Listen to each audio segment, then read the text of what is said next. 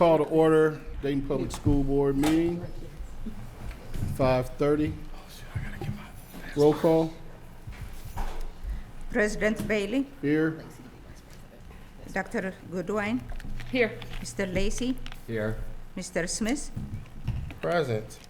Ms. Reinhardt, Present. Mr. Walker, Here. Ms. Garrison, Present. Ms. Woods, is she here?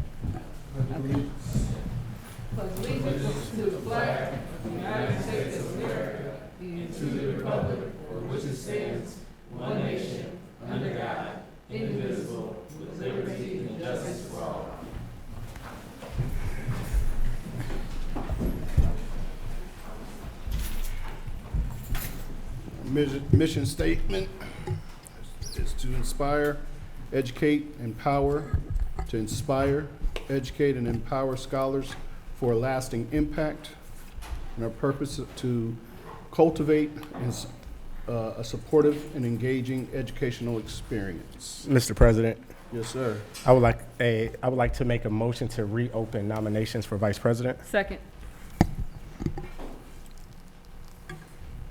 Nominations, please. She has to call the roll. Oh, that's right. Yep. I'm sorry. So you didn't call Yep, it's just the the vote. name. It's no discussion. Would you just voting? Okay. Okay. President Bailey, Yes. Dr. Goodwin, Yes. Mr. Lacy, Yes. Mr. Smith, Yes. Ms. Reinhardt, Yes. Mr. Walker, Yes. Ms. Garrison. Yes. Nominations. I would like to nominate- Mr. Lacy. I'll second it. You need a second. It doesn't, but that means it just closes it. No. No, not really. Any other nominations? All right. None taken. Now we can vote. Okay. President Bailey, Yes. Dr. Oh. Still have to say Lacey's name. No, the motion is. No, you still have to say the person's I said name. his name. I'm talking about Dr. Bailey. When you're voting, you still have to say the person's name. Oh, okay, come Well, on, it's only yeah. one person. It's One still- person. Joe Lacy. I got a position here that I Yes. like to.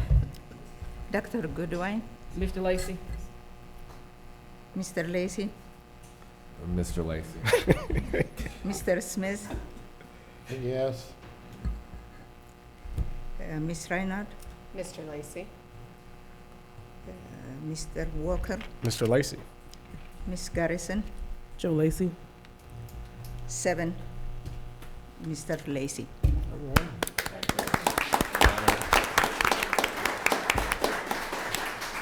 Now, did we get the paperwork yet? Got it. All right. Get sworn in. You sworn in. Oh, there is, okay.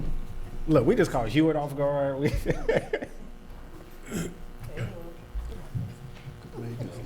Oh, so I get to change my What we seat. doing around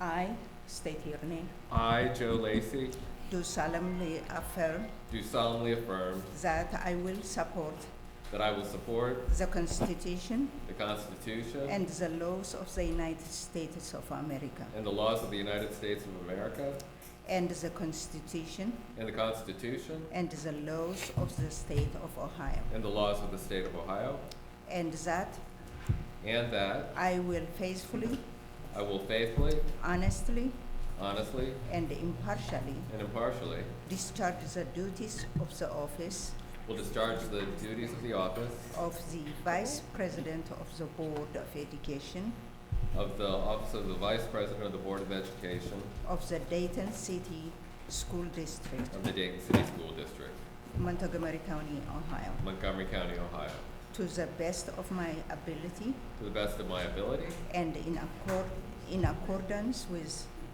and in accordance with the law the laws the laws now in effect now in effect and hereafter and hereafter to be enacted to be enacted during my continuance in office. during my continuance in office. Thank you. Congratulations.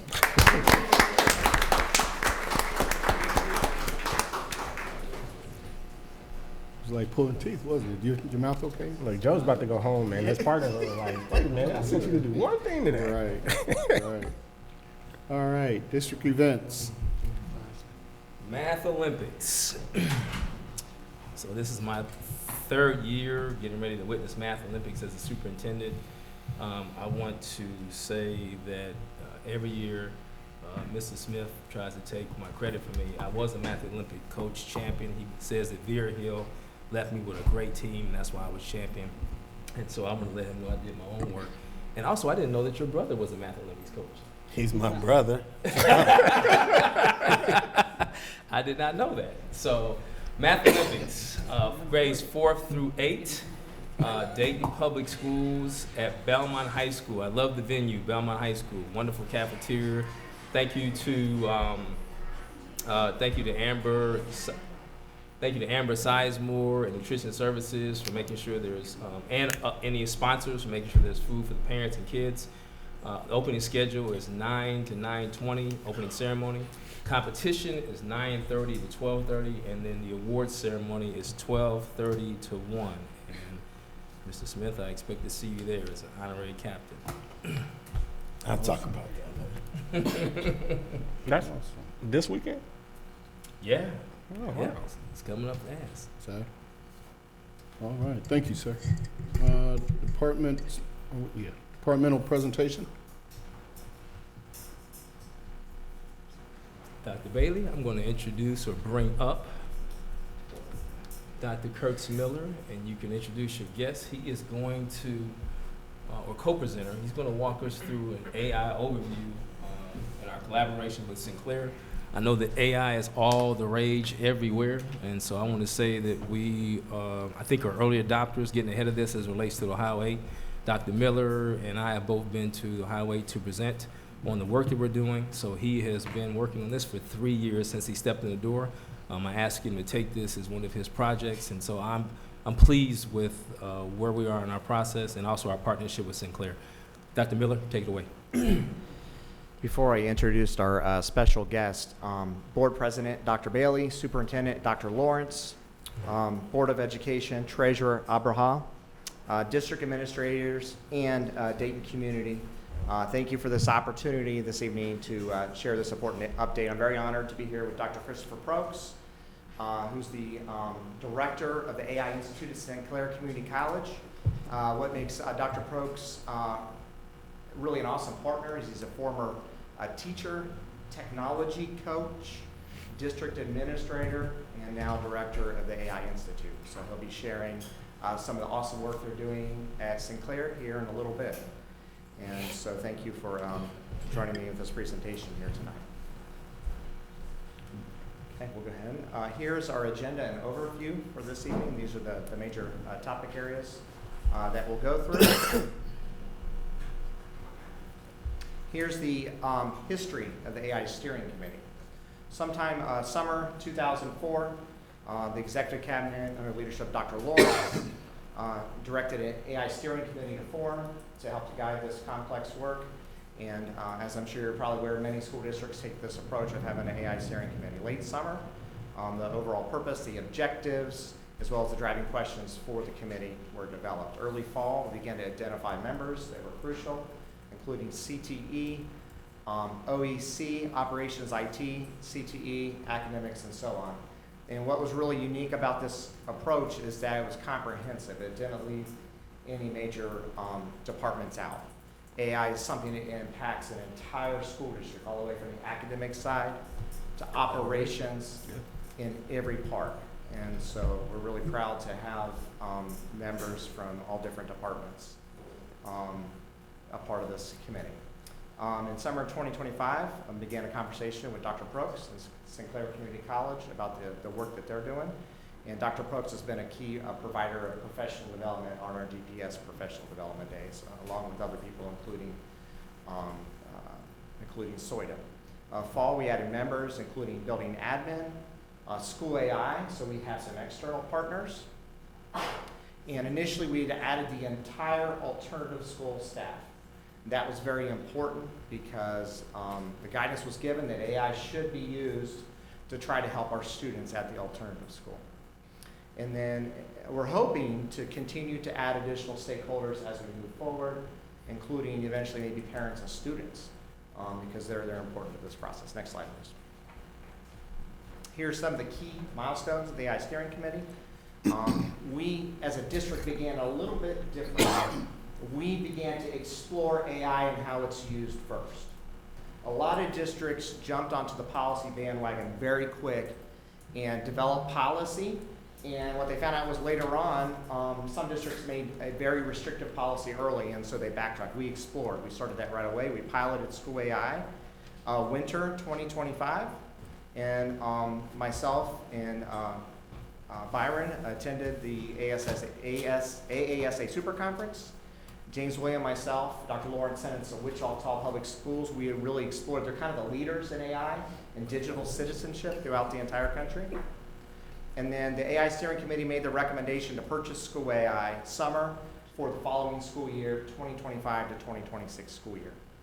Throughout the entire school year, we provided professional development, and I'll give you specifics of that professional development here in a little while.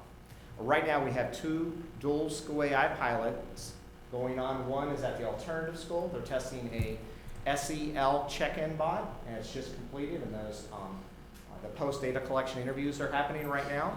Another one we tested was a claims, evidence, and reasoning bot, which is built into the curriculum, the McGraw-Hill Science curriculum. That was in a biology classroom at the Meadowdale CTC. So we will be really excited once those results are together in an executive summary to share that with Dr. Lawrence and the entire board.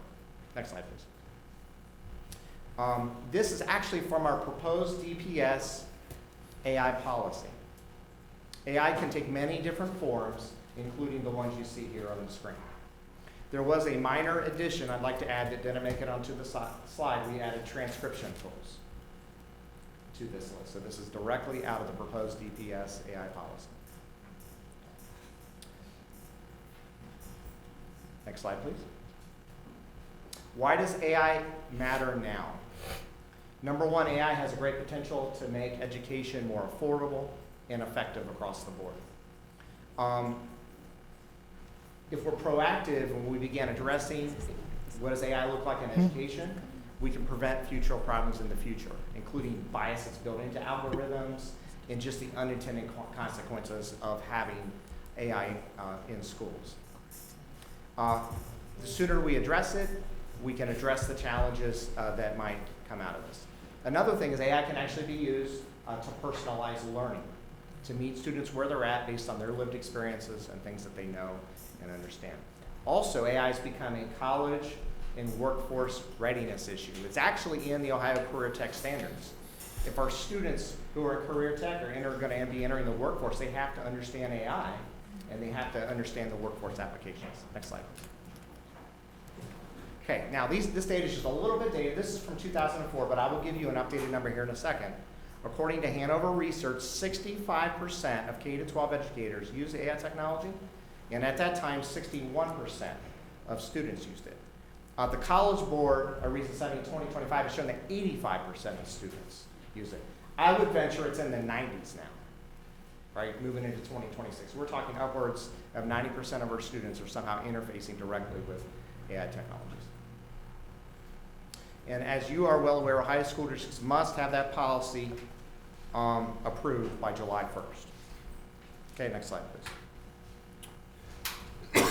Here is an outline of the DPS AI policy. Let me just briefly tell you how this worked. The AI Steering Committee looked at many different policies and districts in the Big 8 and others, some that were very restrictive and some that were more open. And we provided our feedback based on those policies. We sent that and the Ohio School Board Association policy, model policy, and the ODE guidance to our district attorneys, and they helped to craft a AI policy. They came back to the steering committee, and then we provided input, and then made some changes from that point. These are the major parts of this AI policy. Okay, early on last year, we began to develop an implementation plan. And so we're actually into phase 2, moving into phase 3 this school year. So we've conducted a lot of teacher training. We have reached out to all different types of stakeholders. Dr. Prokes was involved in this. He helped to train instructional paraprofessionals with one of our DPS staff members at the last PD day. We've actually collaboratively planned between multiple organizations something like an AI summit, something that is, you would see at like Wichita schools. And we're going to share that in a little bit. It's called the T3, and it is planned for June 2nd of this year. And we're excited. This just isn't a DPS thing. We are the only school district sponsor working with these organizations to sponsor this event. Here's a list of the PD sessions we have offered by school year. So you can see early on, there wasn't a lot there. In fact, August of last school year, we had 0 AI trainings for educators. By October, we had 1. This is offered by the IT department. This is just a general introduction to AI. By March, we had 2 courses. We had AI certification courses for school AI. Next slide, please. And by this school year, by August, we had 4 different AI courses. And a lot of these were selected based on the input from the AI steering committee. September, there were 5 courses. I included one that was math specific here. And then by January, the most recent district PD day, we had 4 different AI courses. Okay, current and future needs. AI is more than just teachers. We realize, the steering committee realized we have to involve parents, we have to involve the community, we also have to involve students, and our 4 NGL partners. Right now, we're working with Hanover Research. They have helped us to develop a survey to better understand how staff members at Dayton Public Schools are using AI. And this information can help us further offer professional development to help them, and also to provide feedback on any possible future needs to change policy. There's some concerns that AI is going to cause students to not think critically, but I would actually argue if we approach AI with our values in mind and our portrait of graduate in mind, we can actually use AI or leverage AI in the right circumstances to teach the skills like critical thinking that we want students to have. Critical thinking is a part of our DPS portrait of a graduate. Another challenge will be keeping up with the changes in EdTech and AI. Probably twice a week I get an email from a new vendor or a new company who wants to sell something. It's amazing how many AI vendors are out there and how AI is almost in every type of platform. So we have to keep up with these changes. Let's see, yep, and then teaching students how to ethically use AI. And right now, and moving into phase 3, we realize that students need to understand AI, how it works, and also how to use it ethically. So this coming spring, we're piloting some AI and digital citizenship lessons in our library media centers, okay? And the 2 places we're pulling from is Common Sense Media. The other one is called A Day of AI. And so we're going to get that feedback and help making some decisions about how we're going to develop or use a pre-existing scope and sequence to help students at all grade levels understand AI. Next slide, please. Success, stories, and challenges. Something that is really unique had happened this year. We developed an AI policy for Science Fair, and we shared that with the Science Fair coordinators. The ISEF, the International Science Fair, has an AI policy. The State Science Day has an AI policy, so we thought we need our own here at the local level. We allowed students to use AI to help brainstorm ideas or generate graphics for their science fair. We didn't allow them to use it to do the thinking part, right? That's an important component of the science fair. So we had a number of teachers and science fair coordinators who used school AI to help students brainstorm and tweak their questions, their scientific questions. In fact, last Saturday we presented some of our findings at the Wright State Learn Local Conference. Myself, Mr. Walucius from River's Edge, and Ms. Rowe from Roosevelt. And we're really proud that we were able to share that with the broader community. We've seen some strong usage of AI and OEC in school psychology. Some of our top users have been school psychologists. Last summer, we had one DPS student attend the AES AI camp at Wright State. We would like to send more in the future.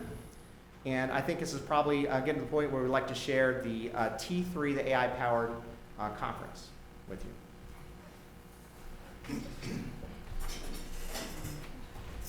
And I'm going to go ahead and switch out and let Dr. Probst talk about the T3 conference. Sinclair is one of the major sponsors of this, and they're helping us to make this possible from a fiscal standpoint.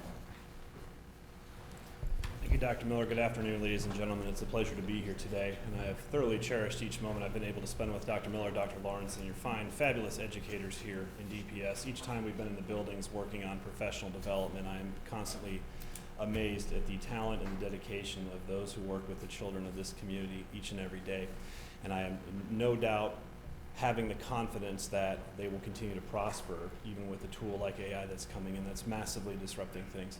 As Dr. Miller mentioned, the AI Excellence Institute of Sinclair was launched last year. It is a 3-year effort, which was fully funded, fortunately, through our Board of Trustees, which means we have significant dollars available for programming and opportunities in the community. We are at schools, businesses, and other organizations daily. In fact, today I was with 3 organizations, 2 of which were other K-12 districts, and I'm pleased to inform you that DPS is still leading the pack in many, many ways with its AI adoption. 2 of these districts have not yet even begun the conversations about their policy as required by ODEW by the end of the year. So please accept my biggest sense of gratitude and thank you to you for spearheading and supporting this effort. One of the goals of the Institute is community-based focus, and that is inclusive of not only working with our partners, but educating the broader community in different sectors. The T3 conference, which T3 stands for Teachers Teaching Teachers. We will be hearing directly from those who have had success in the classroom, including students who can shape the future of how AI works in education in this region. It will also feature a number of Sinclair faculty as attendees and some students who are presenters. The lines across different levels of education have gotten significantly blurred in the last 10 to 15 years. I've watched it firsthand, having spent more than 20 years in the education space. And by having events like this and sharing the information that's working for our students and working for us as educators, we can only further expand on those skills, literacy opportunities, and professional development. We'll also soon be launching a micro-credential program for the community. It includes a student component that, with Dr. Lawrence's agreement to be a partner, we will be launching for DPS students. It is completely no cost to the district, and it is structured and leveled for students at various grades, all the way including down to the early levels, as well as faculty, paraprofessionals, and others who are in those positions. There is a for-cost translatable micro-credential that can be earned, but the general version of this training course will be free to the community and available with a certificate for also translatable CEUs for professional licensure renewal. That should be launching in the next couple of weeks. We were fortunate that the program was largely funded by a grant from the Ohio Department of Higher Education. 5 other community colleges were awarded grants, and I will say, fortunately, with Sinclair and the community, what they're doing combined, the other 4 is not even to the level of this type of a partnership. So again, thank you for being such wonderful partners here in the community.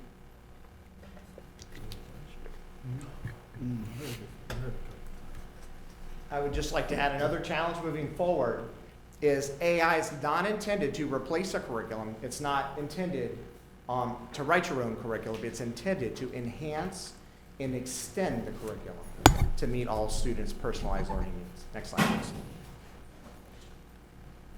please. So I think I'd already mentioned the survey, Hanover Research Survey, which will be rolling out here in the next couple of weeks. Moving forward, we want to continue to engage multiple stakeholders, parents, as well as students. We are in the process, one of the powerful things about the survey, it'll help us review how our staff currently using AI. We have some data, but this will help to augment it even more. We'll continue to have to update our professional development and policy as things begin to evolve. And we're looking forward to getting data based on the testing of these pilot student lessons, both in the elementary schools, but also the middle and high schools. Next slide, please. Here's some great news story. We're trying to share our work with the Ohio School Board Association. the great things that we're doing here at Dayton Public Schools. So we have an article that's sitting in their queue to hopefully get published. We've been waiting a number of months for that. Dayton Public Schools was mentioned on national speakers Mike Kence's blog post, and that's linked here on your PowerPoint as being a great example of an organization who's using data to make decisions about how to use AI in an organization. I'll be presenting and sharing AI at the National Science Teachers Association meeting, which is funded through DoSTEM in April. And again, I'm really excited to be partnering with Dr. Prokes in the Sinclair Community College AI Institute. This is an awesome opportunity for our educators and staff. Next slide, please. Here's 2 students from Rivers Edge Montessori School. They use School AI Science Fair bot to help them fine-tune their testable question for their science fair project. And they received a superior rating at the DPS district science fair. Okay, so this is the point of the presentation. I'd like to open it up if you have questions. Any input you'd like to make? Questions? Yeah. Go ahead.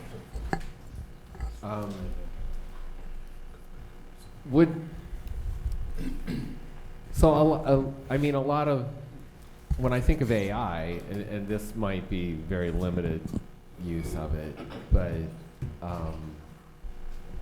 would we be using AI to analyze like the results of students, the results of their tests and stuff like that? It's a great question. In the sense of like a principal or somebody working in accountability or the school district, it could be used to analyze data, but you have to be very careful. We do have to be compliant with state and federal law in terms of putting student information into the AI platform. School AI has an exceptionally high rating by external organizations for student safety. In fact, the way the students access the bot is not by creating an account. They go to School AI and they enter a code. Okay? So it's very safe. Educators, and this is part of the training, the ongoing training, and partnering with Sinclair Community College and Dr. Prokes, is helping educators how to properly analyze student data by removing the things that are protected by law. And To help you understand how a School AI bot works is when the students go in and they have a conversation with the bot, the educators can see a dashboard. And the dashboard actually gives them information that's actionable information on their students. And so if you're launching class with a question, the students go in the bot in a secure way, and the teacher has the capability to check on the student conversation and have an understanding about what the student is doing and what they're understanding. So AI it's really a powerful tool for a lot of things, including for formative assessment, and provides actionable data for teachers. so students could talk to like a virtual. Correct. Okay. It's just like when you go to the DPS homepage and there's a little bot there, and you ask the DPS homepage, something you're looking for, something you want to know, there's a response. That's the bot that's responding. I mean, I guess maybe this just came to mind, and maybe this isn't a use, but I could see scanning like a student's paper, and so would that be a? You can train a bot to look at a writing sample, and you can train it based on how you grade it to actually grade writing samples. And so, yes, that is one possible use of that. I don't know how equipped we are with scanning, with the ability to scan a lot of stuff. I don't know.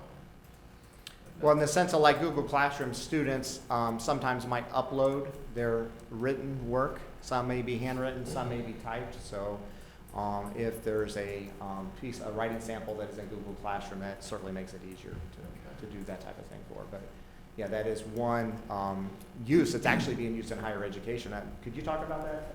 Sure. You might be able to talk more about that. I know that a number of professors in higher education. We have tools that we'll use through our learning management system, similar to Google Classroom, where a student could upload their work directly through an AI agent that could scan it for a number of things. One of the most common ones we'll have is we can have the rubric available, the student could upload their work and say, grade me, tell me what I'm missing, tell me what I did. No different than if you were to do that in a paper pencil situation. Those agents are designed to remove any identifying information because a lot of times those systems are secure to the district's servers. They're not going out into the broader, AI world, for example. A good comparison to that is if you've ever done a Zoom call with AI Companion. If you're within an environment, the URL would say something like sinclair.zoom.us. That stays within that environment, doesn't go to the broader world. So obviously we wouldn't want to put anything in there that's protected information under FERPA or HIPAA or anything else. But should that occur, it does not leave the confines of the infrastructure of the district. So if a student were to put a Google assignment in there, it would strip out some of that identifying information. And though IT folks may be able to find that in the back end, it would not be available generally to the AI system. So I guess also in general, I'm wondering, do we have the IT facilities to take advantage of a lot to fully take advantage of AI? We do. If you'd like a more detailed presentation, I could actually come in today. Probably it would be better to, we could probably come in with the School AI member who's on our steering committee, and we could actually demonstrate some of the functionality. Some of the more simple things would be like rubric generation or writing a BIP, writing IP goals. Within School AI, there are some specific assistants that are used. I think that would probably, if you're okay with that, Mr. Lacey, if maybe we could come in and demonstrate some specific functionality that we have with School AI on the enterprise system. They have some new features that are being released too that we're really excited. I know Mr. Williams and Dr. Jones has been working with them on these new features that they've released, and we'd be excited to share if you'd like to have us back. We can come back and share some of those specific features. Yeah, I'd like to see specific features sometime in the future, and I would suspect parents would like to see, Sure. Especially like parents that have no clue what their kids are doing during the day. But Sure. thank That you. might be a great idea for a parent workship or working with some parent coordinators. So, Thank any you. other questions? Mr. Walker? Okay, so I may be confused here. You started this in fall 2024. We are now in March of 2026. Is there any data to show what students are actually doing at Jackson, whether that is students or teachers? And I guess I'm curious on with the PD offerings, like what actually is happening in the classroom now setting with the AI piece, if that is the chat that you were just referring to with the writing prompts and things like that. How are teachers digesting that and then interpreting that better to the students? It's a great question. I can speak in broad terms of some specific way the teachers are using it. One of the purposes of the survey is to help us to dig deeper and know specifics, including what platforms and what applications. So students, teachers will often use class starters or bell ringers. They'll use a bot as a bell ringer. They can use that as a formative check. Also using it in projects for different applications within projects. As a district, we can see who the top users are. I can access that information. I can tell who the top users. In fact, I've called them and asked them how they're using it. But to dig deeper into the data, we'd have to have a response for probably Mr. Williams, looking at that more. I don't know if Mr. Williams is here. So yes, we can actually, we've been working with School AI and a few other ones where we can pull analytics on whether they're creating spaces, whether they're using it to create assignments or syllabuses. It just depends what type of data you're looking for. And we can see how often they're using it over the past year and a half. So what exactly are they using it for at Jackson? Since that was referenced, and I'm like, if this is the first year that they're using it at Jackson, what exactly is So there is specifically, it's 2 chatbots, right? What were they created for again?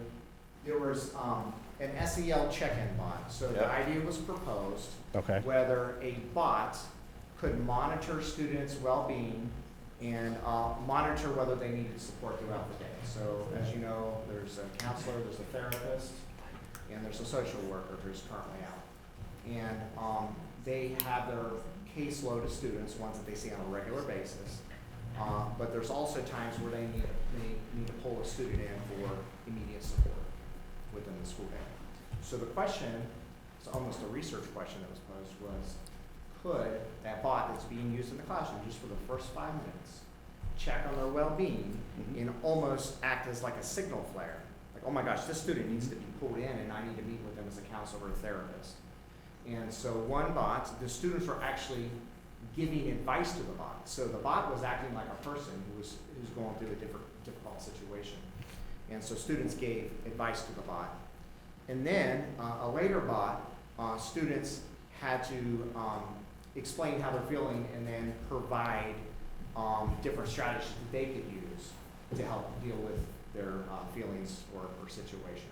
So right now, our program evaluator is looking at all the data. Mhm. We're excited because the first hypothesis has basically been supported, is that the counselor and the counselor and the therapist have confirmed basically that the data in the chats can help them monitor students throughout the day. Okay, I'm The gonna other leave. thing they've seen is they have groups at the alternative school Mhm. where they learn different strategies that they hope that they will use to self-monitor and cope with different situations. And something that showed up in the bot conversations is actually the strategies that the students are learning in their group. That's confirming to us that they're able to learn and use the strategies that they're learning in the group. So that's exciting. Perfect. I would say, Dr. Lawrence, I would be interested to see this at OSBA for Capital. I know you presented my first year. Ms. Goins and Ms. Spurlock did my second year. So third year, it's a level up thing.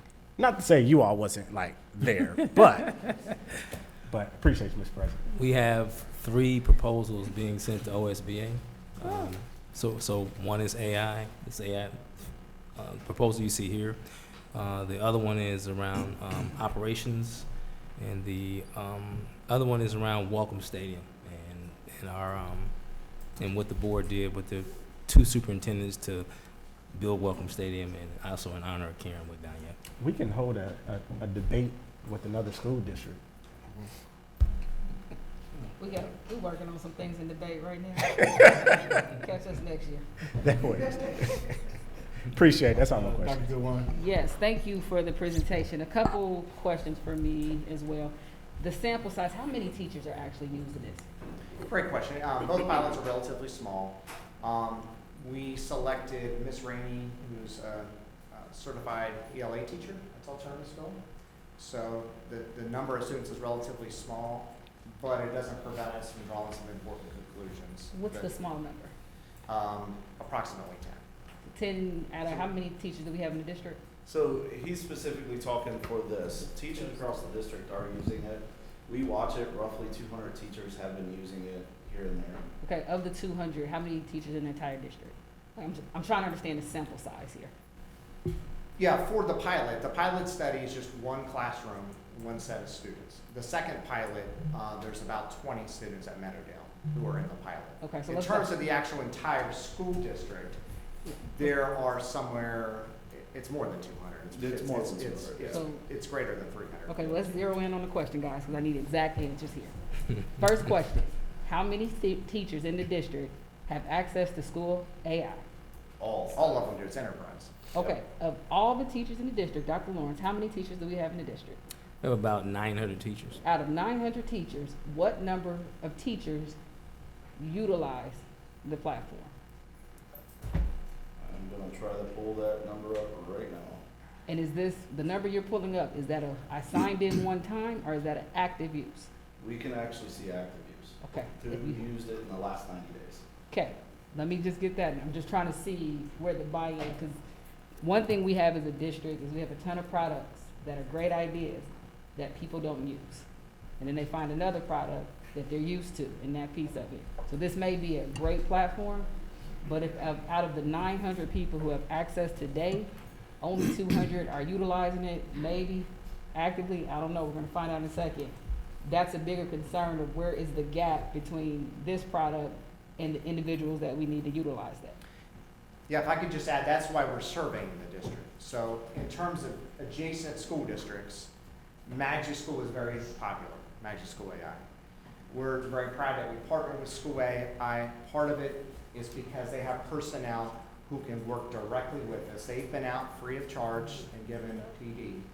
And so that's one of the purposes of the survey, so we can identify what other platforms teachers are using, so we can continue to help teachers learn how they should be using School AI. That's paid by the Dayton Public School District. They should be, of course, using School AI. So as of right now, the last 90 days, there have been 398 spaces launched. I'm That's sorry, he coughed. Can you say it again? 398 spaces launched. That's chatbots per se. There have been, out of those 90 days, that is 218 users. So we have Staff 200, members. 218 staff members out of 900. Mr. Lacy, what percentage is that? Come on, man. Come on, Mr. Lacy. You know this is your job. You know you usually pull out your You have a calculator. 10 feet.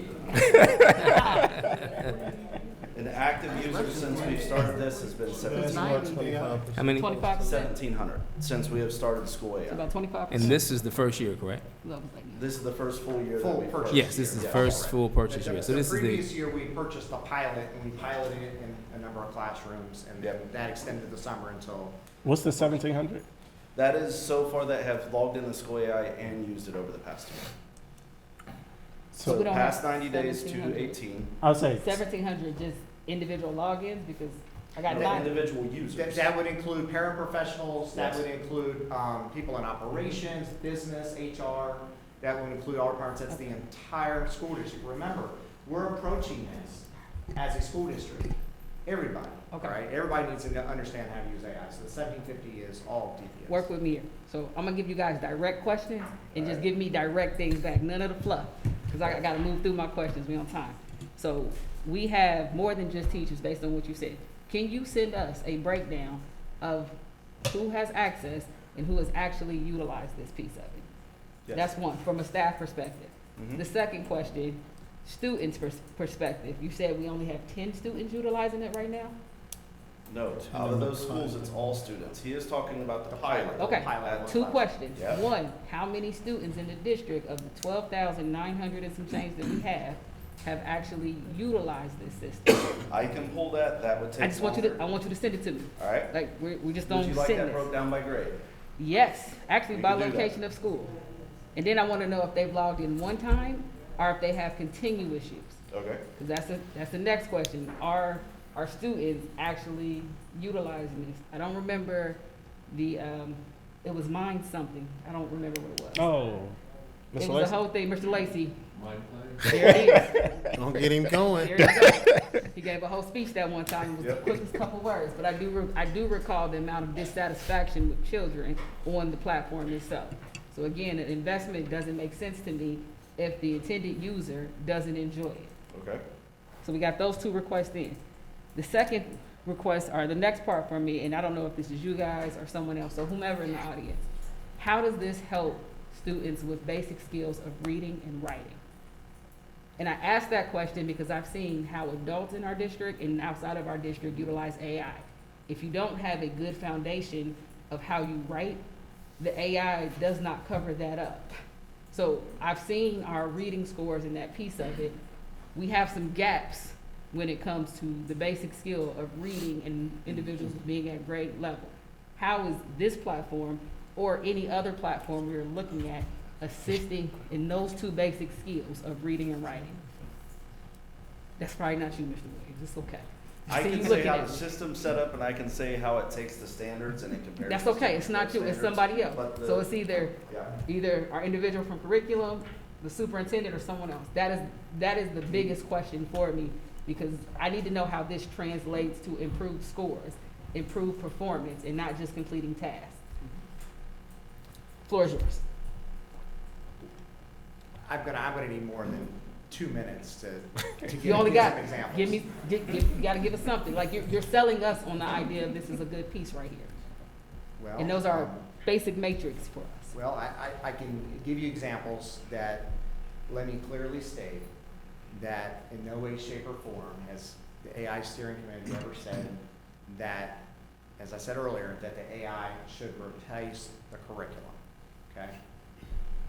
The AI, school AI, is meant to augment and help support the curriculum. So for example, school AI will translate the work We have students with however many languages at Dayton Public Schools, or something like 40 to 60 different languages. So teachers have the ability to translate documents for students. That gives access to students, okay? Number two, if you're thinking about a science classroom, okay? Our science curriculum has phenomenon-based learning built into it, aligned to the next generation science standards. So teachers have the capability to find ways to personalize the curriculum in areas where the curriculum does not fit. It does not replace the curriculum at all. It helps to augment and support every single student. Dr. Lawrence has always said, all means all. And I apologize if my response is not specific enough for you, but AI makes it possible for all students to be able to access the curriculum if the teachers know how to leverage it to help to personalize the curriculum and meet each student's needs. So the biggest issue or complaint that I hear from teachers, which we'll go down the curriculum rabbit hole for a second here, is it is not that the curriculum is insufficient, it is that the skill set of our students don't match necessarily where the curriculum gives the assumption that they're at. So we have curriculum that is adequate if all the other things were true, meaning the child was at grade level. The child had all these other places that the grade level was the biggest part that I hear. So from what you're telling me right now, it doesn't sound like this will work as great for students if the foundational piece of them already not being able to keep up on pace with curriculum isn't there. But if they are able to then this does work in that piece of it. But the curriculum conversation is definitely another one to go down because, again, from, I can say probably about 300 teachers that I've spoken with regarding the curriculum, the problem with it has been we make an assumption of where children are and they aren't there, so we can't adequately utilize it in that way. I respect that response, but I also challenge it at the same time. So what I hear is that there's frustration with the curriculum. I hear and say the same thing. But we also must respond in a way that doesn't assume that students don't have the ability to access it. So our curriculum is pretty incredible. And an example is Amplify Science. There are school districts who've asked me, how do you afford that? And I said, we have a great Board of Education who's and I straight up tell them that. I Don't put said, that on our Dr. jacket. Goodwine pulled some strings and she was able to purchase what Ed Report said. Listen, Ed Reports rates Amplify Science as green.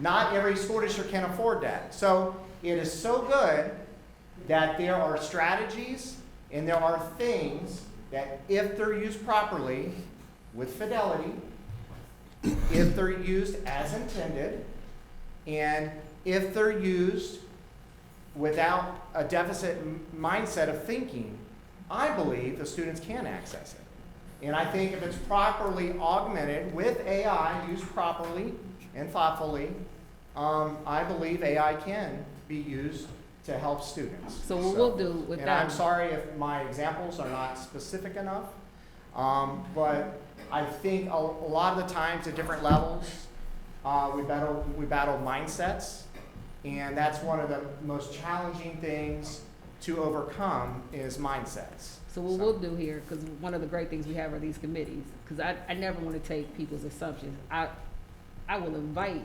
multiple teachers to come to talk to you specifically about Amplify, because that is the most complaints that I receive, and I think they should give them directly to the individuals in a safe forum where you guys can have these conversations, where you have the people on the ground who are utilizing the tools and the people are putting in there. The same way that you want to show us, I mean, I've seen it because I've been to several of the meetings in here, and I don't have any issues with the product, and I think when individuals utilize it is a really good tool when you are at grade level in that piece of it.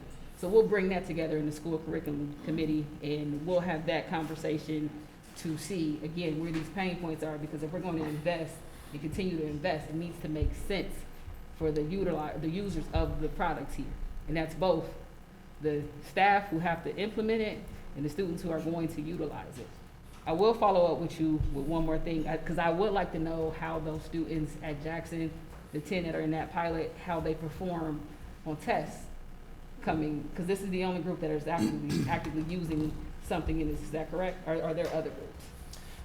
Right now, was focused on that one specific space because there was a directive that AI should be used at alternative schools. So we selected that one classroom because of the nature of the teacher. The teacher was a veteran teacher who was willing to take on this challenge. And I will just add that the students at first didn't trust the bot. They didn't understand what they were doing. And our friends at School AI had a very creative and novel approach to help the students understand, and that was building a red light, yellow light, and green light into the bot, so that students had to understand. They had to converse with the bot enough to build the trust to make it go green, and it worked wonders. It really worked. Okay, so I would like to see, and this is more for you, Dr. Lawrence, to bring back to us how those individuals perform on their testing compared to another class at Jackson that didn't utilize the AI tool. Just want to see if there's any progress whatsoever with, Another class at Jackson or in general in the district? I mean, you said it was only 10 students. Right, well, let's- if we- 70, so is there not another class of students, or are there only 10 students at Jackson at the moment? It's just 10 at Jackson, but I'm saying that No, I'm talking about, because I want a group that used the AI tool and a group that didn't. At Jackson, are you saying there are only 10 students in the entire building? If Dr. Goodwine, if I could add something, the purpose, and I realize that our ultimate purpose is to increase students' learning and their test scores, but if I may add one thing, is that the purpose of that one specific pilot was testing a concept of monitoring students' socio-emotional learning and acting as a signal flare for that situation to help provide the interventions that they so badly need. Does that not improve their ability to do better in school? Yes, regulate. Yes, the purpose is Okay. to regulate. And I'm afraid if we just So- look specifically at their test scores, that's not going to tell us something about I need to the just know, regulation or the strategies that I we need a were data testing. point. So there are 45 kids listed right now at the alternative school according to our enrollment. Are there actually 45 or are there 10? Because I need this question answered before I can go on to you. So are there only 10 students at alternative? There's 10 students in that 10th grade ELA class. Okay. Outside of that, is there other students that are not in the 10th grade class? Yes. I want to Clearly. know how those other students compare to this group of students. Because this group, you said, has had some benefit that enhanced their learning in some type of way. Interested to see if it does correlate, if they do better, they do the same, or they do worse. I don't know that he said it's enhancing their learning. He talked He about didn't say social- that. right, I yeah. said, I want to Oh, see. okay. He didn't Okay. say anything about that whatsoever. Right. I'm asking you guys, I want to know if there has been any difference Mhm. in those 10 students that is noticeable for us to invest in a product that helped them. You said it's something that's going with their social and emotional learning. Mhm. That's great. It made, some people eat breakfast and they score better. Had nothing to do with what y'all taught, but you fed them and it came in a different way. I just want to know if there are some things that changed from these 10 students comparative to the other. Thank you. We will make sure, Dr. Gohan, we will make sure that's in the Dr. Sheehy has given executive me a session. thumbs up. I'm gonna go ahead and hop off because I need to send you guys stuff from writing, so, yeah. I think it's, Harrison? Yes, I wanted to find out with the AI tool, does the AI tool supplement additional information? I know you talked a little bit about how it can adjust to the different students that we serve culturally, and I was thinking more so at the cultural level.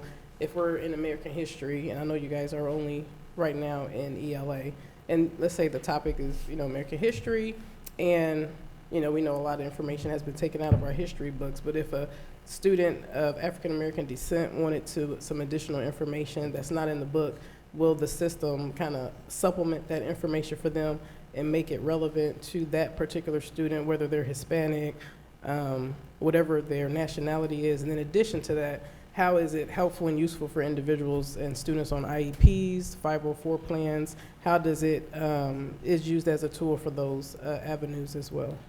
Thank you. It's a great question. I think your question, if I make it more broadly, is the personalized learning, which was mentioned in the presentation. It So was. it all depends on how you prompt the space.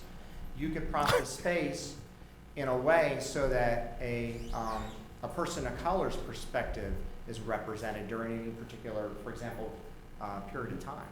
So if you prompt it, you say, now imagine this is the character and this is the situation. It was this specific point in time. You can simulate that through the conversation with the bot. The students could simulate what life was like, or some of the challenges that they had during that period of time. So, and we have history teachers who are using that right now in Dayton Public Schools. And so, again, that's part of the personalization or the powers of the AI. And again, when he says prompts, it's as simple as, hey, ask these set of questions, and then customize the learning based on that. And to answer your question about students with disabilities, it could help break a much more complex topic, a much more complex learning standard, break it into smaller pieces, or help a student who has a disability understand something that's more complex in their own language. Again, it comes down to how you set that border space up. And so, Dr. Lawrence, if you are able to maybe set up a opportunity, maybe I would love to kind of be the student and kind of go through it and see what it produces, you know, for myself. From I think that would be a great follow-up presentation, is actually model the potential of how these spaces work and allow everybody here to experience them like you were a student. Yep. Thank you. We'd love to do that. So. That's all I have, Dr. Yeah, thank you. Thank you. So, before I let Mr. Walker do his follow-up, so you talked about critical thinking, and it would not stop our students from being able to learn how to critically think. How do you monitor that? Because you said you could monitor that. How would that work? So that the AI is just not giving them everything, and that they're able to think for themselves as well. It's a great question. Again, it comes down to the prompting. If you prompt the space for the bot that you set up, you tell them, do not provide this, do not provide this. Instead, ask questions that helps them arrive to where you want them to be. And our advice is always, you have to test it out yourself first before you roll it out to students. And we always do that. So this is, in that specific question as well, it also depends on what AI tool you're using. So if you're using something like ChatGPT or Gemini, it is not made to teach students per se. It is made to give you the answers you're wanting. Something like School AI, Khan Academy, there's school, what is it? There's Magic School. There's a large amount. It's made to teach students. So if you watch some of the interactiveness with them, it's asking them questions as they're going through it. Okay. I can't wait to see. So if you prompt it and set it up right, and you limit what information it will actually provide to the student, and instead have it ask the questions, the students are actually doing the thinking. It's very different than, as Mr. Williams just said, as you know, ChatGPT open. You determine, as the writer of that space or bot, you determine what thinking the students are doing. Okay, thank you. And we can probably get some examples of that and some conversations back and forth. Yeah, I'd like to see that. Mr. Walker? Sure. Just to your point as well, part of the literacy piece in the product that we provide is evaluating the output, so it's not just, you know, copy and paste and assume it's correct, it's evaluating it critically, so there's opportunity to build on some of those critical thinking skills. We saw that in a lot of places that had put a tool out 2 or 3 years ago, and now we're having buyer's remorse that they didn't have the chance to teach students the literacy piece, how to critically evaluate it. We even see it in our own workforce at the college, where we're trying to get people not to just say, make a table of this and assume it's automatically correct, accessible, et cetera. Thank you. Mr. Walker? So since we went down the curriculum rabbit hole, I thought we did. Go ahead. I just want to, just for clarification on my end, can I just have like information around what grade band is using what curriculum? And my request more so is based upon what I see on our website. And like if I'm looking at first grade math, first grade students build on their foundational math skills by learning to add and subtract within 20. That doesn't tell me exactly what is happening with curriculum compared to me just searching the other Ohio 8 schools, and I have an actual breakdown of place values and place guides and everything like that is one part. The second part of that would be, is social studies not being taught in middle school? Social studies is taught again, going off what the website is saying, and it does not have one of those on here. So if we can just clarify that, and that is just my request. I'll leave everything else alone. Yes, sir. We will have a response. Appreciate you. Thank you. Ms. Weiner? Thank you, Mr. President. Thank you for this presentation. I appreciate it. I am not a Luddite, but I have concerns about AI, and I'm grateful for what you shared with us about what some of the guidelines are. My concern is the very high level of need that it sounds like for humans, for the teachers to put in guardrails as they're using this tool with the students. So it sounds like we're getting a follow-up presentation. So I'm gonna ask you questions. You don't have to provide answers now since we've already talked about this.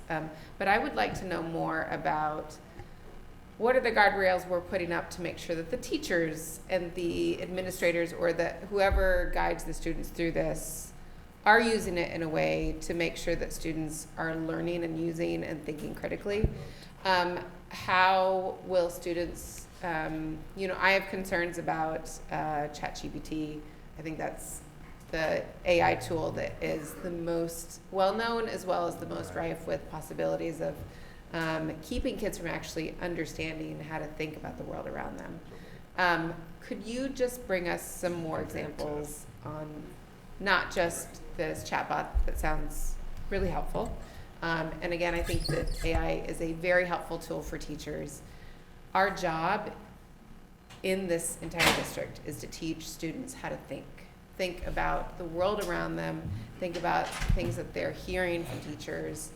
And I would like to have more specific examples of how we are still maintaining that fundamental teaching kids how to think and not giving them any shortcuts that could actually undercut our ability to provide what we are to be doing here. Be happy to do that. Thank you. Thank you, Mr. President. I just would like to add that ChatGPT is not approved for district for student usage, and Yes. Gemini is not approved for student. There's a very short list of AI platforms that are approved for students, including School AI and Canva AI. Do we have ChatGPT blocked on our school networks and on the laptops? Student devices, Okay. so we still allow staff to use it, but we do have it blocked on student devices. I've talked to a number of teachers, not in this district, but in other places. I just had a conversation with the English teacher from Bellbrook, and they are using Blue Books again. Did anybody? I used Blue Books in college. Yeah, yep. They're using that again to make sure that kids are actually writing and learning the skills that we learned that we are still trying to teach them. I don't know if that's a consideration, but anyway, just thought I'd share that. Thank you. Do you remember Blue Books? Yeah. Did you? Long time. Mr. Smith? All right, so first off, timeline-wise, what's the next cost that will come to the district for School AI? In terms of School AI, is probably the renewal. It would be the renewal, which I think is in August. Okay, cool. So that's wanted to get that baseline of understanding where we are, because I think a lot of the conversation is couched in different pieces where I do want to say I want us to not be stuck in a deficit mindset. Like, I think that the more tools we have, I think we have to figure out how to use the tools correctly. I think we have to figure out how to do the other pieces, but I wouldn't want us to be stuck behind, because I think that's where public education, especially urban education, got put in a rut for so many years. Like, we look at some of the things that we're doing now around the district and preparing our students. A lot of it is because urban education for years was pretty much preparing students just to go work in a factory somewhere. And I want us to let our children be aware of what's out there. If they get out there and they can't use the tools that are out there, they're going to be left behind no matter what kind of education we give them. So I do think that part. I do also want to see what are we doing to help the students. If we're looking at that socio-emotional education piece, how are we creating that bridge? Because some students may not be in a space where they can come in and talk to a bot just yet. Like, how are we walking that bridge with somebody to get them, you know, you have some kids that aren't ready to talk to anyone at all. Then if you have them talk to somebody, how do I know that what they're going to say is a true reflection of how they feel? Because sometimes it takes that human connection, and how do we work that whole piece? Like, how do we triangulate that from the student, the staff member, and the technology? And I think that is a real question for just us as a district. How do we really commingle all those things? Because we want our students to be able to do these things. We also know that technology is moving daily. Like, whatever we have right now, like by whatever we're coming up with in August, by next August, it's gonna be a whole new package. It's gonna be all new things, and we have to keep moving and getting, and I think that is also working with our staff. Working with that, I think that's what we were talking about with the Technology Steering Committee, and looking at even the AI policy, like the fact that it created a real conversation, because we have to really be forward thinking in all these things. So I would want us to not only look at the current things that are happening, but what are the long-term effects, and how do we see what that will do for us? So some of these things, quite frankly, we won't see some tangible effects for a while. And we have to understand that. If not, we'll look at things and say we're not moving the needle, and we stop doing things before we get to the point that moves the needle. So I would want to see what are some of the things in working with not only the curriculum, working with our school therapists, what are some of the signs that we want to see? You know, a student may not have a higher reading score, but they may have lower referrals. They may have fewer suspensions. They may be causing fewer distractions that then can get them to a different place. Like, seeing how all of these things work together. So I think because AI is so integrated in everything that's going on, then the work has to integrate with all the different pieces that we have. We have to have our therapists involved. We have to have our teachers involved. We have to have principals involved. We have to have parents involved to see how do we do this thing. So I think getting everybody in there, coming to the technology and curriculum committees, and seeing how we can really make a real mesh of all of this. So I appreciate the work. I really do. And I just want to see, like, what are we trying to do with how we move this forward? What are some of the metrics? What are some of the benchmarks that we want to see? Because it's not, for me, it's not going to be we're going to move the needle from here to here. But how are we moving in the buildings? How are students, after they leave Jackson and going back to the building? Is it making some students go back and have a better experience in their school? Is it making them stay there? With the change that we're making, is it making them want to go from Jackson to Dayton Digital? Like, tracking all these pathways of the work we're going to do, for me, is going to really give me a bigger framework of how we move this thing. But I just wanted to say I appreciate all the work, and that we really do have to get our students prepared for everything that's going to be coming at them. And like, we do a lot when we talk about curriculum and job readiness, but I mean, they have to be ready for the world. And so I think for us, we have to be ready for everything that they have right now, because they do have so many other barriers going on right now. So that would be the first thing I'll probably reach out about, is how do we move that socio-emotional piece? Like, how do we really get that there? And I would love to get some of our therapists in there and some of the people that see them day to day and see how that works and how it moves. But appreciate it. And that's all I got. Thank you. Thank you. Okay. You good? Ms. Walker, you good? I'm good. Yeah. Thank you, Ms. Sheehy. Thank you. Sorry, for, thank you, Chief Dr. Sheehy. Thank you for the presentation. Thank you. Regularly. Looking Thank you, forward Dr. to Brooks. you coming back. Thank you for coming out. Thank you, Dr. Miller. Well, we're going to have a special presentation, A&B Sisterhood Group Home.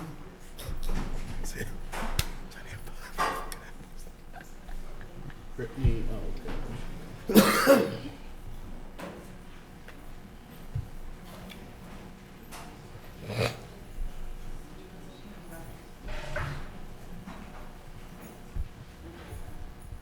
Good evening, Dr. Lawrence, Dr. Bailey, Board President, Board members.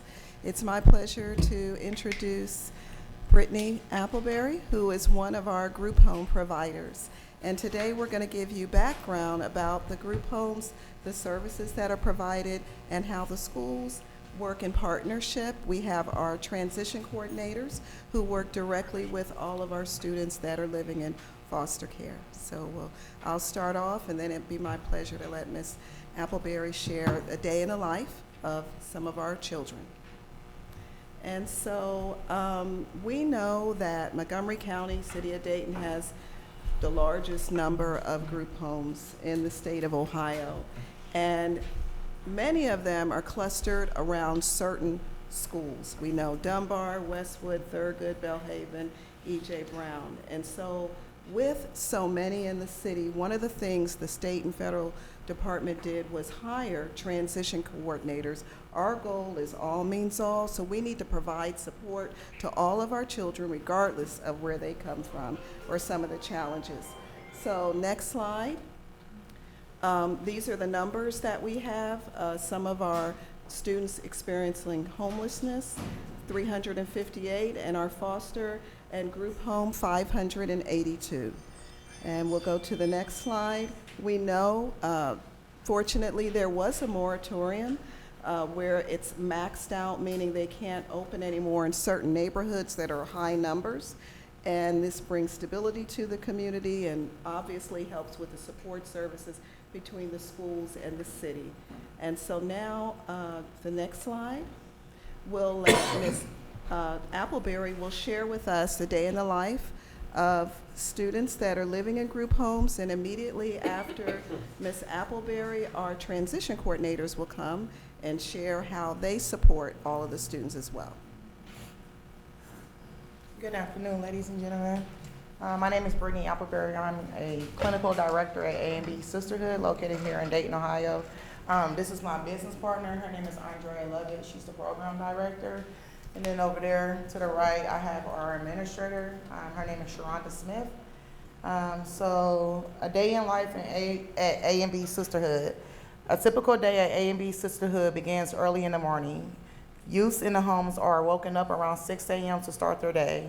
Most of the girls prefer to take their showers in the evening to help reduce congestions and commotions in the morning.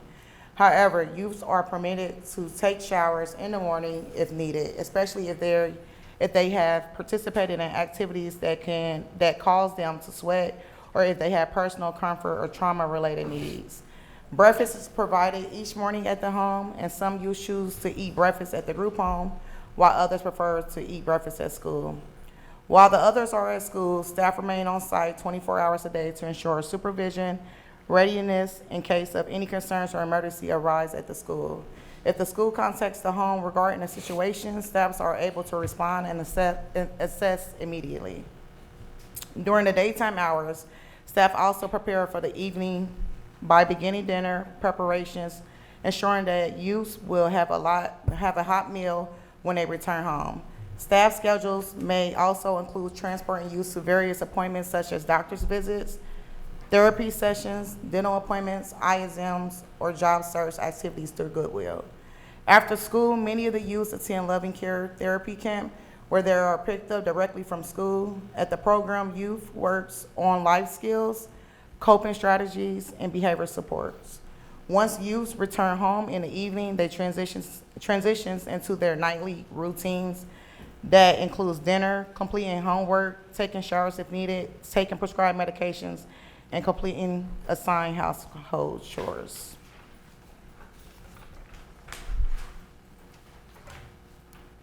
The evening routine helps prepare youth for a structure and calm end to the day. Youths are typically in the bed by 9 p.m. During the overnight hours, third shift staffs are present in the home to conduct routine safety checks and ensure that all youths are safe, comfortable, and resting throughout the night. At A&B Sisterhood, the daily schedule is designed to provide structure, support, and a safe environment that promotes stability, responsibility, and personal growth for every youth in the home. So I would like to share one of our success stories, and we have plenty more, but I know we're on a time limit, so we're just going to do one. On November the 21st, 2024, A&B Sisterhood welcomed a youth from Montgomery County Children's Services who had recently completed a residential treatment. When she first arrived, she was very nervous and struggling with depression, anxiety, mild developmental delays, and a history of self-harm. She had also experienced abuse and neglect in her home environment, and family support had been inconsistent. Our staff worked to create a safe, supportive, and compassionate environment from the moment she walked through our doors. We provided therapy support, positive group interactions, and extra emotional support during difficult times, such as holidays, anniversary dates related to loss of the grandparents, which had previously triggered self-harm behaviors. Within 6 months of services, she successfully stopped using self-harm as a coping skill. She became involved in church through our program and chose to be baptized, which became a meaningful part of her personal growth. Through strong collaborations with Meadowdale High School, staff and school personnel communicated regularly to support her during challenging school days. Over time, she has grown tremendously. She has gained confidence, improved her emotional expressions, and has become actively involved in school activities, including joining the ROTC with plans to pursue the Army. She has also received honor recognitions each quarter this year. She is now 3 years sober from substance use and continue working towards employment as she prepares to transition into adulthood. Watching her grow, resilience, and determination has been truly phenomenal. As she approaches aging out of care at 18, we are hopeful that our upcoming second location will provide transition housing opportunities to support her to continue path towards independent living.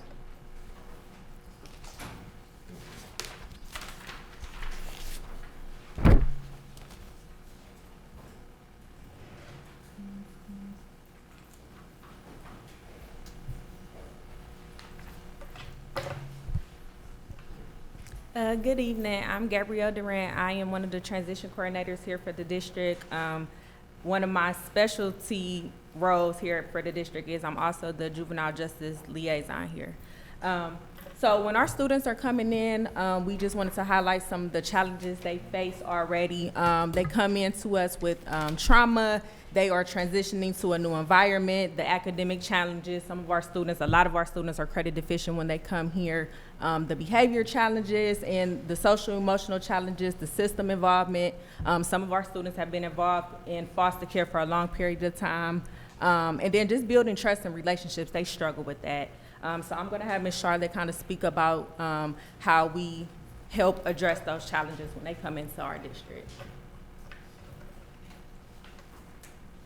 Hello, I'm Charlotte Sadler. I'm also a transition coordinator with Dayton Public Schools. And with the academic intervention support we provide, we offer tutoring programs within our district, study tables. We access the educational resources through our books and supplies that we have within our district. For IEP or OEC students, we have IEP plans, direct instruction, and computer support. For the behavior health, we offer counseling, intervention plans for behavior, social emotionally learning programs, anger management, crisis intervention, and mentorship programs. For the health and wellness, we have our school nurse, our mental health therapist, and our nutrition folks that's in the cafeteria.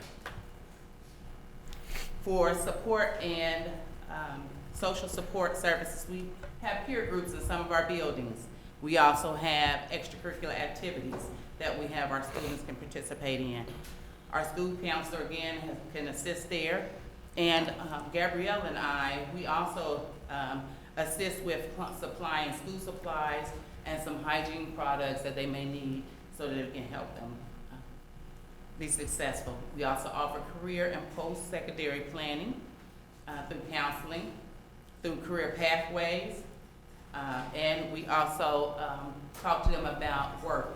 So we may connect them with jobs, who's hiring, let them know who's hiring. We also may do mock interviews as well.